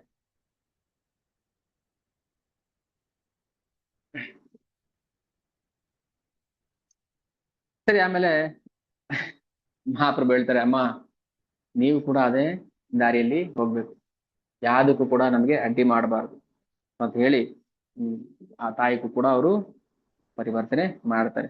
ಸೊ ಹೀಗೆ ಕಾಲಕ್ರಮೇಣ ಏನಾಗುತ್ತೆ, ಅವರ ಗಾಢ ಪ್ರೇಮ, ಹುಚ್ಚು, ಕೃಷ್ಣನ ಮೇಲಿನ ಹುಚ್ಚು ಹೆಚ್ಚಾಗ್ತಾ ಹೋಗ್ತಾ ಇರುತ್ತೆ. ಅದು ಭೌತಿಕ ಹುಚ್ಚು ಅಲ್ಲ, ಅದು ಹುಚ್ಚು ಅಂದ ತಕ್ಷಣ ನಾವು ಅದಲ್ಲ, ಭೌತಿಕ ಹುಚ್ಚು ಅಲ್ಲ, ಅದು ಕೃಷ್ಣ ಪ್ರೇಮದ ಹುಚ್ಚು. ಉನ್ಮತ್ತರು, ಕೃಷ್ಣ ಪ್ರೇಮದಲ್ಲಿ ಉನ್ಮತ್ತರಾಗ್ಬಿಟ್ರು. ಯಾರು ಏನ್ ಹೇಳಿದ್ರು ಹಾಡ್ತಾ ಇರ್ತಾರೆ, ಕುಣಿತಾ ಇರ್ತಾರೆ, ನರ್ತನ ಮಾಡ್ತಾರೆ, ನಗ್ತಾರೆ, ಹೇಳ್ತಾರೆ, ಏನ್ ಯಾರಿಗೂ ಅರ್ಥ ಮಾಡ್ಕೊಳಕ್ ಆಗ್ತಿರ್ಲಿಲ್ಲ ಏನಾಯ್ತು. ಒಂದ್ಸಲ ಮಹಾಪ್ರಭು ಕೀರ್ತನ್ ಮಾಡ್ತಾ ಮಾಡ್ತಾ ಮಾಡ್ತಾ ರಸ್ತೆಲಿ ಹಂಗೆ ಆ ಪ್ರೇಮದಲ್ಲಿ ಬಿದ್ದೋಗ್ಬಿಡ್ತಾರೆ. ಆಗ ಅಲ್ಲಿರೋ ಜನರಲ್ಲಿ ಮಾಡಿದ್ರು, ಓ ಚೈತನ್ಯ ಮಹಾಪ್ರಭುಗೆ ಮೂರ್ಛೆ ಬಂದಿದೆ, ಔಷಧಿ ತಗೊಂಬನ್ನಿ, ಔಷಧಿ ತಗೊಂಬನ್ನಿ. ಏನ್ ಮಾಡಿದ್ರು ಅದಕ್ಕೆ ಔಷಧಿನೇ ಇಲ್ಲ. ಕೃಷ್ಣ ಪ್ರೇಮಕ್ಕೆ ಔಷಧಿ ಏನು? ಕೃಷ್ಣ ಪ್ರೇಮ ಹೆಚ್ಚಾಗುತ್ತೆ ಹೊರತು ಕಡಿಮೆ ಆಗೋದಿಲ್ಲ. ಔಷಧಿ, ಅದಕ್ಕೆ ಔಷಧಿ ಹರಿನಾಮನೇ. ಔಷಧಿ ಹಚ್ಚಿದಷ್ಟು ಏನಾಗುತ್ತೆ, ಕೃಷ್ಣ ಪ್ರೇಮ ಹೆಚ್ಚಾಗುತ್ತೆ, ಹೆಚ್ಚಾಗುತ್ತೆ ಹೊರತು ಕಡಿಮೆ ಆಗೋದಿಲ್ಲ. ಅದಕ್ಕೆ ಹೇಳ್ತಾರೆ, ಆಗ ಶ್ರೀವಾಸ್ ಠಾಕೂರ್, ಅವ್ರು ದೊಡ್ಡ ಪಂಡಿತರು, ಶ್ರೀವಾಸ ಪಂಡಿತ್, ಅವರು ಶಚಿಮಾತೆಗೆ ಹೇಳ್ತಾರೆ, ತಾಯಿಗೆ ಹೇಳ್ತಾರೆ, ಅಮ್ಮ ನೀವು ಯೋಚನೆ ಮಾಡಬೇಡಿ, ಇದು ಹುಚ್ಚಲ್ಲ, ಇದು ಇದು ಕೃಷ್ಣ ಪ್ರೇಮದ ಗಾಢವಾದ ಲಕ್ಷಣ, ಕೃಷ್ಣ ಪ್ರೇಮದ ಲಕ್ಷಣ ಇದು. ಹೀಗೆ ಆ ಲೀಲೆಗಳು ಮಾಡ್ತಿದ್ರೆ, ಅದಾದ್ಮೇಲೆ ಅವರ ಒಬ್ಬೊಬ್ರು ಅವರ ಅಂತರಂಗ ಭಕ್ತಲ್ಲಿ ಒಟ್ಟಿಗೆ ಆಗ್ತಾರೆ. ಗದಾಧರ್ ಪಂಡಿತ್ ಸಿಗ್ತಾರೆ, ಅದಾದ್ಮೇಲೆ ಆ ಅಂದ್ರೆ ಗದಾಧರ್ ಪಂಡಿತ್ ಮತ್ತೆ ಮಹಾಪ್ರಭು ಸಮಾನ ವಯಸ್ಕರು, ಅಲ್ಲಿ ಫ್ರೆಂಡ್ಶಿಪ್ ಇರುತ್ತೆ. ಸೊ ಅವಾಗ ಗದಾಧರ್ ಪಂಡಿತ್ ರಾಧಾರಾಣಿ ಅಲ್ವಾ, ರಾಧಾರಾಣಿ ಅಂಶ. ಚೈತನ್ಯ ಮಹಾಪ್ರಭು ಹೇಳ್ತಾರೆ, ಹೇ ಗದಾಧರ್, ಕೃಷ್ಣ ಇಲ್ಲಿದ್ದಾನೆ, ಅವ್ನು ಸ್ವಲ್ಪ ತೋರಿಸ್ತೀಯ ನನಗೆ, ನಾನು ನೋಡ್ಬೇಕು ಅವನ್ನ. ಯಾಕಂದ್ರೆ ರಾಧಾರಾಣಿ ಭಾವ ಅಲ್ವಾ, ಕೃಷ್ಣ ತೋರಿಸ್ತೀಯ ನನಗೆ. ಆಗ ಗದಾಧರ್ ಪಂಡಿತ್ ಹೇಳ್ತಾರೆ, ಕೃಷ್ಣ ನಿನ್ನ ಹೃದಯದಲ್ಲಿ ಇದ್ದಾರೆ. ಹೌದಾ, ನನ್ಗೆ ಗೊತ್ತಿಲ್ಲ ನನ್ನ ಹೃದಯದಲ್ಲಿ ಇದ್ದಾನೆ ಅಂತ ಹೇಳಿ ಕೈಯಲ್ಲಿ ತಮ್ಮ ಎದೆನ ಬಗೆಕ್ ಹೋಗ್ತಾರೆ ಅವರು ಮಹಾಪ್ರಭು. ಕೃಷ್ಣ ನೋಡ್ಬೇಕು ನಾನು, ಇದು ಕೃಷ್ಣ ಪ್ರೇಮದ ಅಂತಿಮ ಘಟ್ಟ, ಮಹಾಭಾವ.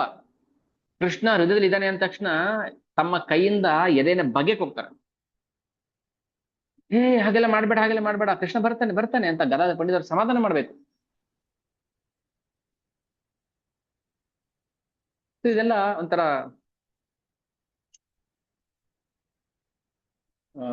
ಉನ್ಮತ್ತತೆ ಜಾಸ್ತಿ ಆಗ್ಬಿಡುತ್ತೆ. ಅಂದ್ರೆ ಕೃಷ್ಣ ಪ್ರೇಮ ಅನ್ನೋದು ಅದರ ಲಕ್ಷಣ ಹೇಗಿರುತ್ತೆ ಅನ್ನೋ ತೋರಿಸ್ತಿದ್ದಾರೆ ಮಹಾಪ್ರಭು. ಒಂದ್ಸಲ ಆ ತಮ್ಮ ಸ್ನೇಹಿತರ ಜೊತೆ ಹೊರಗಡೆ ವಿಹಾರ ಮಾಡ್ಬೇಕಾದ್ರೆ ಗಂಗಾ ನದಿ ದಡದಲ್ಲಿ ಕೆಲ ಹಸುಗಳು ಆ ಹುಲ್ ಮೇಯ್ತಾ ಇರ್ತವೆ. ನೋಡ್ತಾರೆ ಮಹಾಪ್ರಭು, ನೋಡಿದ ತಕ್ಷಣ ಅವ್ರಿಗೆ ಏನಾಗುತ್ತೆ, ಕೃಷ್ಣಲೀಲೆ ನೆನಪು ಬಂದ್ಬಿಡುತ್ತೆ.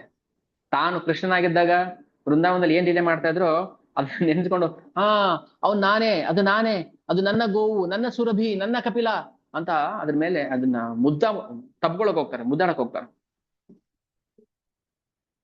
ಇದು ಭಾವ. ಸೊ ಭಾವ ಅಂದ್ರೆ ಏನು, ನಾವ್ ಏನ್ ನೋಡ್ತೀವಿ ಅದ್ರಲ್ಲಿ ಕೃಷ್ಣ ಕೃಷ್ಣ ಕೃಷ್ಣ ಕೃಷ್ಣ ಅದ್ ಬರ್ಬೇಕು. ಕೃಷ್ಣ ಕೃಷ್ಣ ಕೃಷ್ಣ ಕೃಷ್ಣ ಕೃಷ್ಣ ಕೃಷ್ಣ ಪಾಹಿ ಮಾಂ, ಕೃಷ್ಣ ಕೃಷ್ಣ ಕೃಷ್ಣ ಕೃಷ್ಣ ಕೃಷ್ಣ ಕೃಷ್ಣ ಕ್ಷಮಾ.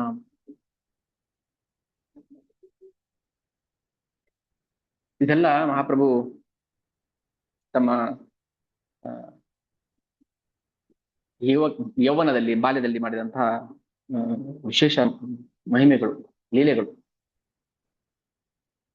ಆ ದಿವ್ಯ ಪ್ರೇಮದ ಉನ್ಮಾದ ಹೇಗಿರುತ್ತೆ ಅದನ್ನ ನಾವು ಅರ್ಥ ಮಾಡ್ಕೊಳಕ್ ಆಗೋದಿಲ್ಲ. ಒಂದ್ಸಲ ಆ ಪುಂಡರೀಕ ವಿದ್ಯಾನಿಧಿ ಬಗ್ಗೆ ಒಂದು ಲೀಲೆ ಬರುತ್ತೆ. ಪುಂಡರೀಕ ವಿದ್ಯಾನಿಧಿ ಆ ಪುಂಡರೀಕ ವಿದ್ಯಾನಿಧಿ ಅವ್ರದ್ದು ಸುಮಾರು ಲೀಲೆಗಳಿದೆ. ಆ ಈಗ ನಾವು ಜಗನ್ನಾಥನಿಗೆ ಯಾವ ಸಮಯದಲ್ಲಿ ಅದು ಅಂದ್ರೆ ಗಂಜಿ ಹಾಕಿರೋ ಬಟ್ಟೆಯನ್ನ ನೀರಲ್ಲಿ ತೊಳೆದೇನೆ ಹಾಕಬಾರದು ಭಗವಂತನಿಗೆ, ಆಯ್ತಾ? ನೀರಲ್ಲಿ ವಾಶ್ ಮಾಡಿನೇ ಅದನ್ನ ಹಾಕ್ಬೇಕು. ಆದ್ರೆ ಆ ಇದು ಲೀಲೆ ನನಗೆ ಅಷ್ಟು ನೆನಪಿಲ್ಲ, ಬಟ್ ಅದು ಅವಾಗ ಗಂಜಿ ಹಾಕಿಲ್ದಿರೋ ಬಟ್ಟೆ ಅಂದ್ರೆ ಸಾರಿ ಅದನ್ನ ವಾಶ್ ಮಾಡಿಲ್ದೇನೆ ಭಗವಂತನಿಗೆ ಜಗನ್ನಾಥನಿಗೆ ಹಾಕಿರ್ತಾರೆ. ಆಗ ಪುಂಡರೀಕ ವಿದ್ಯಾನಿಧಿ ಈಗೆಲ್ಲ ಮಾಡಬಾರ್ದು, ತಪ್ಪಾಗುತ್ತೆ, ಅಪರಾಧ ಆಗುತ್ತೆ ಅಂತ ಹೇಳ್ತಾರೆ. ಇವೆನ್ ಪುಂಡರೀಕ ವಿದ್ಯಾನಿಧಿನ ಭಕ್ತರೆ, ಬಟ್ ಅವ್ರಿಗಿಂತ ಶುದ್ಧ ಭಕ್ತರು ಇರ್ತಾರಲ್ಲ, ಭಗವಂತ ಶುದ್ಧ ಭಕ್ತರು ಏನ್ ಮಾಡೋದು ಅದು ಸರಿನೇ, ಜಗನ್ನಾಥ ಅಕ್ಸೆಪ್ಟ್ ಮಾಡ್ತಾನೆ. ನಾವು ನಮ್ಮ ಜ್ಞಾನದಿಂದ ಊಹೆ ಮಾಡಂಗಿಲ್ಲ, ಮಡಿಯಾಗಿರೋ ಬಟ್ಟೆ ಹಾಕ್ಬೇಕು, ಒಗದಾಕ್ಬೇಕು, ಇಲ್ಲ, ಅವ್ನಿಗೆ ಹೆಂಗ್ ಬೇಕಾದ್ರೆ ಹಾಕ್ಬೋದು. ಸೊ ಪುಂಡರೀಕ ವಿದ್ಯಾನಿಧಿಗೆ ಜಗನ್ನಾಥನೇ ಬಂದು ಕನ್ಸಲ್ಲಿ ಹೇಳ್ತಾರೆ, ನನ್ನ ಭಕ್ತರು ಹೇಗ್ ಮಾಡಿದ್ರು ಅದನ್ನ ಸ್ವೀಕಾರ ಮಾಡ್ತೀನಿ, ಅದನ್ನ ಪ್ರಶ್ನೆ ಮಾಡೋ ಅಧಿಕಾರ ಇಲ್ಲ. ಹೀಗೆ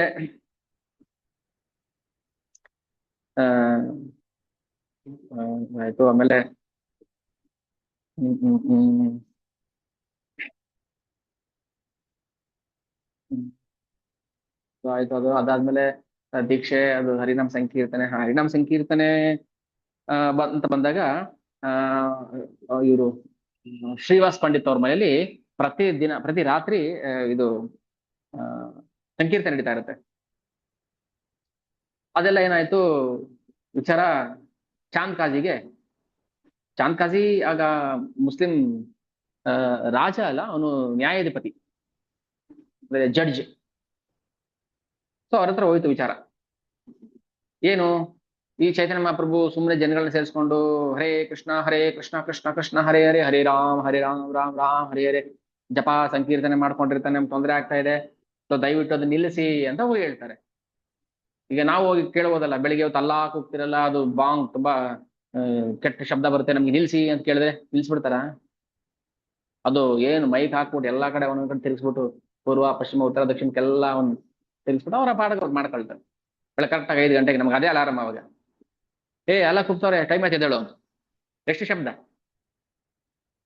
ಏನೋ ಅವ್ರ ಭಕ್ತಿ ಅವ್ರು ಮಾಡ್ಕೊಂಡು ಹೋಗ್ತಾ ಇದಾರೆ. ಚಾಂದ್ ಕಾಜಿ ಏನ್ ಮಾಡ್ತಾನೆ, ನಿಲ್ಲಿಸ್ಬೇಕು ಅದನ್ನ. ಸರಿ, ನೇರವಾಗಿ ಚಾಂದ್ ಕಾಜಿ ಶ್ರೀವಾಸ್ ಠಾಕೂರ್ ಮನೆಗೆ ಹೋಗ್ತಾರೆ. ಎಲ್ಲಿದೆ ಅವ್ರ ಮನೆ? ಮಾಯಾಪುರಲ್ಲಿದೆ. ಅಲ್ಲಿ ಅವ್ರೇನು ಸಂಕೀರ್ತನೆ ಮಾಡ್ತಿದಾರಲ್ಲ, ಮೃದಂಗ ಕರ್ತಾಲ್ ಅದೆಲ್ಲ ಹೊಡೆದಾಕ್ಬಿಡ್ತಾನೆ. ಹೊಡೆದ್ಬಿಟ್ಟು ಹೇಳ್ತಾನೆ, ಇನ್ನೊಂದ್ಸಲ ಏನಾದ್ರು ಈ ತರ ಎಲ್ಲ ಮಾಡಿದ್ರೆ ನಿಮ್ಮನ್ನ ಅರೆಸ್ಟ್ ಮಾಡಿಸ್ಬೇಕಾಗತ್ತೆ. ಆಗ ಮಹಾಪ್ರಭು ಹೇಳ್ತಾರೆ, ಈಗ ನಾವು ಇಲ್ಲಿ ನಿಲ್ಸೋದ್ ಬೇಡ, ಇನ್ನೂ ಜಾಸ್ತಿ ಮಾಡೋಣ. ಶ್ರೀವಾಸ್ ಠಾಕೂರ್ ಅವ್ರ ಮನೇಲಿ ಕೆಲವು ಜನಗಳಿದ್ರು ಅಷ್ಟೇನೆ, ಜಾಸ್ತಿ ಜನ ಇರಲಿಲ್ಲ, ಕೆಲವು ಜನಗಳಿದ್ರು. ಚಾಂದ್ ಕಾಜಿ ಆತರ ಮಾಡ್ತಾನೆ. ಆಗ ಮಹಾಪ್ರಭು ಹೇಳ್ತಾರೆ, ದಯವಿಟ್ಟು ಹೆದರ್ಬೇಡಿ ಯಾರುನು, ನಾನಿದ್ದೀನಿ, ಇದನ್ನೇನ್ ಮಾಡ್ಬೇಕು, ಮನೆ ಮನೆಗೆ ಬೀದಿ ಬೀದಿಲಿ ಜಾಸ್ತಿ ಮಾಡೋಣ. ಪ್ರತಿಯೊಂದು ಮನೆ ಮನೆ ಗಲ್ಲಿ ಗಲ್ಲಿಗೆ ಹೋಗ್ಬೇಕು, ಸಂಕೀರ್ತನೆ ಮಾಡ್ಬೇಕು, ಏನ್ ಮಾಡ್ತಾನೆ ನೋಡೇ ಬಿಡ್ತೀನಿ. ಆಮೇಲೆ ಏನ್ ಮಾಡಿದ್ರು, ನಿಮಾಯಿ ಮಹಾಪ್ರಭು ಚಾಂದ್ ಕಾಜಿಗೆ ಹೇಳ್ತಾರೆ, ಚಾಂದ್ ಕಾಜಿ ದಯವಿಟ್ಟು ಇದು ನಿಲ್ಸಿಯಪ್ಪ, ಇದರಿಂದ ಯಾರಿಗೇನ್ ತೊಂದರೆ ಇಲ್ಲ, ನೀವು ಹೀಗೆ ಮಾಡೋದು ಸರಿಯಲ್ಲ, ಸಂಕೀರ್ತ ಚಳುವಳಿಯನ್ನು ನೀವು ನಿಲ್ಲಿಸಬಾರ್ದು ಅಂತ ಅವ್ರ ಹತ್ರ ಪ್ರಾರ್ಥನೆ ಮಾಡ್ತಾರೆ. ಅವತ್ತಿನ ರಾತ್ರಿ, ಅವತ್ತು ರಾತ್ರಿ ಚಾಂದ್ ಕಾಜಿ ಕನ್ಸಲ್ಲಿ ಭಗವಂತನೇ ಪ್ರತ್ಯಕ್ಷ ಆಗಿ ಅವರ ಎದೆ ಮೇಲೆ ಮಾರ್ಕ್ ಮಾಡ್ಬಿಡುತ್ತೆ ನರಸಿಂಹ ಅವತಾರದಲ್ಲಿ. ಕನ್ಸಲ್ಲಿ ಬಂದು ನರಸಿಂಹ ಅವತಾರದಲ್ಲಿ ಆ ಚಾಂದ್ ಕಾಜಿಯನ್ನ ಗಾಯಗೊಳಿಸಿರ್ತಾನೆ. ಅದಾದ್ಮೇಲೆ ಅವ್ರಿಗೆ ಅರಿವಾಗುತ್ತೆ, ಮಹಾಪ್ರಭು ಬೇರೆ ಯಾರು ಇಲ್ಲ, ಸಾಕ್ಷಾತ್ ಭಗವಂತ ಅಂತ. ಅವತ್ತಿಂದ ಅವರು ಒಂದು ಆದೇಶ ಹೊರಡ್ತಾರೆ, ಇನ್ಮೇಲೆ ಮಹಾಪ್ರಭು ಸಂಕೀರ್ತನೆಗೆ ಯಾರು ತೊಂದರೆ ಮಾಡಬಾರ್ದು, ನಾನಾಗ್ಲಿ ನನ್ನ ವಂಶದವರಾಗಿ ಒಂದು ಅಗ್ರಿಮೆಂಟ್, ನಾನಾಗ್ಲಿ ನನ್ನ ವಂಶದವರು ಯಾರೇ ಆದ್ರೂ ನಿಮ್ಮ ಚಳುವಳಿಗೆ ನಾವು ಅಡ್ಡಿ ಬರೋದಿಲ್ಲ, ನಾನು ಕೂಡ ನಿಮ್ ಜೊತೆ ಚಳುವಳಿಲಿ ಸೇರ್ಕೊಳ್ತೀನಿ. ಸೊ ಜ್ಞಾನೋದಯ ಆಯ್ತು. ಚಾಂದ್ ಕಾಜಿ ಸಮಾಧಿ ಇದೆ ಮಾಯಾಪುರಲ್ಲಿ, ಆ ಸಮಾಧಿಯ ದರ್ಶನ ಮಾಡಿಸ್ತಾರೆ ಭಕ್ತರಿಗೆ. ಓಕೆ, ಇವ್ ಹೇಳ್ತಾರೆ ಅಲ್ಲಿ ಸ್ಟೋರಿ, ಇವನು ಕಂಸ ಆಗಿದ್ದ ಹಿಂದೆ, ಕಂಸನ ಅಂಶ ಅದು. ಸೊ ಓಕೆ, ಸೊ ಹಾಗೆ ಅಲ್ಲಿದಂತ ಮುಸ್ಲಿಂ ಸಮುದಾಯವು ಕೂಡ ಸಂಕೀರ್ತನೆಯಲ್ಲಿ ಪಾಲ್ಗೊಳ್ತಾರೆ. ಎಷ್ಟೊಂದು ಲೀಲೆಗಳಿದೆ. ನಾವು ಒಂದೆರಡು ದಿನದಲ್ಲಿ ಮಾತ್ರ ಚರ್ಚೆ ಮಾಡೋಣ ಅಂದ್ರೆ ಅದು ಮುಗಿದೇ ಇರುವಂತದ್ದು. ಆದ್ರೂ ವಿಶೇಷ ಸಂದರ್ಭದಲ್ಲಿ ಒಂದು 2 ದಿನ ಆದ್ರೂ ನಾವು ಭಗವಂತನ ಬಗ್ಗೆ ಶ್ರವಣ ಮಾಡೋಣ ಅಂತ ಹೇಳಿದ್ವಿ. ಸೊ ಅಷ್ಟು ಪ್ರಕಾಂಡವಾಗಿ ಸಂಕೀರ್ತನ ಚಳವಳಿ ನಡೆಯುತ್ತೆ ನವದ್ವೀಪದಲ್ಲಿ. ಅದಕ್ಕೆ ಸಹಾಯಕರಾಗಿ ನಿತ್ಯಾನಂದ ಪ್ರಭು ಆಮೇಲೆ ಜಾಯಿನ್ ಆಗ್ತಾರೆ. ನಂದನಾಚಾರ್ಯ ಅವ್ರ ಮನೆಗೆ ಬರ್ತಾರೆ. ಫಸ್ಟ್ ಟೈಮ್ ಮಾಯಾಪುರಲ್ಲಿದೆ ನಂದನಾಚಾರ್ಯ. ಇಲ್ಲಿ ನಾವು ಪ್ರಭುಪಾದ್ ಘಾಟಿಂದ ಸ್ನಾನ ಮುಗಿಸ್ಕೊಂಡು ಗಂಗೆ ಸ್ನಾನ ಮುಗಿಸ್ಕೊಂಡು ಬರ್ಬೇಕಾದ್ರೆ ಮೇನ್ ರೋಡ್ ಅಲ್ಲಿ ನಂದನಾಚಾರ್ಯ ಅವ್ರ ಮನೆ ಇದೆ. ಓಕೆ, ಅಲ್ಲಿ ಮಹಾಪ್ರಭು ಮತ್ತೆ ನಿತ್ಯಾನಂದ ಪ್ರಭು ಭೇಟಿ ಮಾಡಂತ ಜಾಗ ಕೃಷ್ಣ ಬಲರಾಮರು ಅವರ ಕಲಿಯುಗದ ಅವತಾರ. ಸೊ ಆ ಜಾಗವನ್ನ ನಾವು ದರ್ಶನ ಮಾಡ್ಬೇಕು, ಧಾಮದ ಬಗ್ಗೆ ನಾವು ತಿಳ್ಕೋಬೇಕು. ಇದಾದ್ಮೇಲೆ ಅವರು ಸನ್ಯಾಸ ಆದ್ಮೇಲೆ ಪುರಿಗೆ ಬರ್ತಾರೆ, ಜಗನ್ನಾಥ್ ಪುರಿಗೆ. ಈ ಜಗನ್ನಾಥ್ ಪುರಿಗೆ ಬಂದಾಗ ಅವರು ಎಷ್ಟೊಂದು ದಿನಗಳು ಮಾಡ್ತಾರೆ. ನೋಡೋಣ, ಅದಾದ್ಮೇಲೆ 1-2 ದಿನ ಚರ್ಚೆ ಮಾಡುವಂತ ಪ್ರಯತ್ನ ಮಾಡೋಣ. ಓಕೆ, ಸೊ ಇದು ಮಹಾಪ್ರಭುಗಳ ಅಲೌಕಿಕ ಲೀಲೆ. ಇದಿಷ್ಟು ಚುಟುಕಾಗಿ ಎಷ್ಟು ಹೇಳಕ್ ಸಾಧ್ಯ ಆಗುತ್ತೋ, ಎಷ್ಟು ಅದು ಜೀವನ ಮಾಡ್ಕೊಳಕ್ ಸಾಧ್ಯ ಆಗುತ್ತೋ ಅಷ್ಟು ನಾವು ಹೇಳ್ಬೇಕು. ಹೀಗೆ ಮಹಾಪ್ರಭು ಕೃಪೆಯನ್ನ ಪಡ್ಕೋಬೇಕು. ಮಾಯಾಪುರಿಗೆ ಬನ್ನಿ, ದರ್ಶನ ಮಾಡಿ, ಅಲ್ಲಿ ಭಗವಂತನ ಆಶೀರ್ವಾದ ಪಡ್ಕೊಳ್ಳಿ. ನಾವು ಯಾವುದನ್ನು ಸುಮ್ಮನೆ ಮಾಡಬಾರ್ದು. ಸುಮ್ಮನೆ ಮಾಡ್ಕೊಂಡು ಹೋಗ್ತಾ ಇದೀವಿ ಅಂತ ಅಲ್ಲ, ಅದರಿಂದ ಏನು ಪ್ರಯೋಜನ ಇಲ್ಲ. ತಿಳ್ಕೋಬೇಕು ಕೃಷ್ಣ ಪ್ರೇಮದ ರುಚಿ ಹೇಗಿದೆ ಅನ್ನೋದು ನಾವು ಒಂದು ಸ್ಯಾಂಪಲ್ ನೋಡ್ಬೇಕು. ಅವಾಗ ನಮ್ಗೆ ಅದ್ರಲ್ಲಿ ಆಸಕ್ತಿ ಬರುತ್ತೆ, ರುಚಿ ಬರುತ್ತೆ. ಇಲ್ಲಾಂದ್ರೆ ಸುಮ್ಮನೆ ಮಣಿ ತಿರುಗುತ್ತೆ ಅಷ್ಟೆ. 16 ರೌಂಡ್ ಆಯ್ತು, 20 ರೌಂಡ್ ಆಯ್ತು, ಮಣಿ ತಿರುಗ್ತಾ ಇದೆ, ಆದ್ರೆ ಕೃಷ್ಣ ಪ್ರೇಮ ಜಾಗೃತಿ ಆಗ್ತಾ ಇಲ್ವಲ್ಲ. ಸೊ ಇವತ್ತಿಗೆ ಇಷ್ಟು ಸಾಕು. ನಾಳೆ ಇನ್ನಷ್ಟು ಲೀಲೆಗಳನ್ನ ನಾವು ಶ್ರವಣ ಮಾಡ್ಬೋದು. ಹೇಳಿದಷ್ಟೇನಾ ಪ್ರಭುಗಳು ಮಹಾಪ್ರಭು ಮಾಡಿದ ಲೀಲೆಗಳು ಅಂತ ಪ್ರಶ್ನೆ ಮಾಡಬಾರ್ದು. ಅವರು ಅನಂತ ಲೀಲಾಯ, ಅನಂತ ಲೀಲೆಗಳನ್ನ ಮಾಡ್ತಾರೆ. ನಿತ್ಯಕಾಲಿಯಲ್ಲಿ ಅಷ್ಟಕಾಲಿ ಲೀಲಾ. ಅಷ್ಟಕಾಲಿಯ ಅಂದ್ರೆ 8 ಕಾಲದಲ್ಲೂ ಅವರು ಲೀಲೆ ಮಾಡ್ತಾರೆ. 8 ಕಾಲ ಅಂದ್ರೆ ಏನಂದ್ರೆ 8 ಯಾಮ ಅಂತ, 824, 24 hours ಅಂತ. ಸೊ ಅಂದ್ರೆ ಸತತವಾಗಿ ಸದಾ ಲೀಲೆ ಮಾಡ್ತಿರ್ತಾರೆ ಅವರು. ಅಂದ್ರೆ ನಮ್ಗೆ ಎಷ್ಟು ತಿಳ್ಕೊಳಕ್ ಸಾಧ್ಯ ಆಗುತ್ತೋ ಅಷ್ಟು ನಾವು ತಿಳ್ಕೋಬಹುದು. ಓಕೆ, ನೀವೇನಾದ್ರೂ ಹೇಳೋದಿದ್ರೆ ಹೇಳ್ಬಹುದು.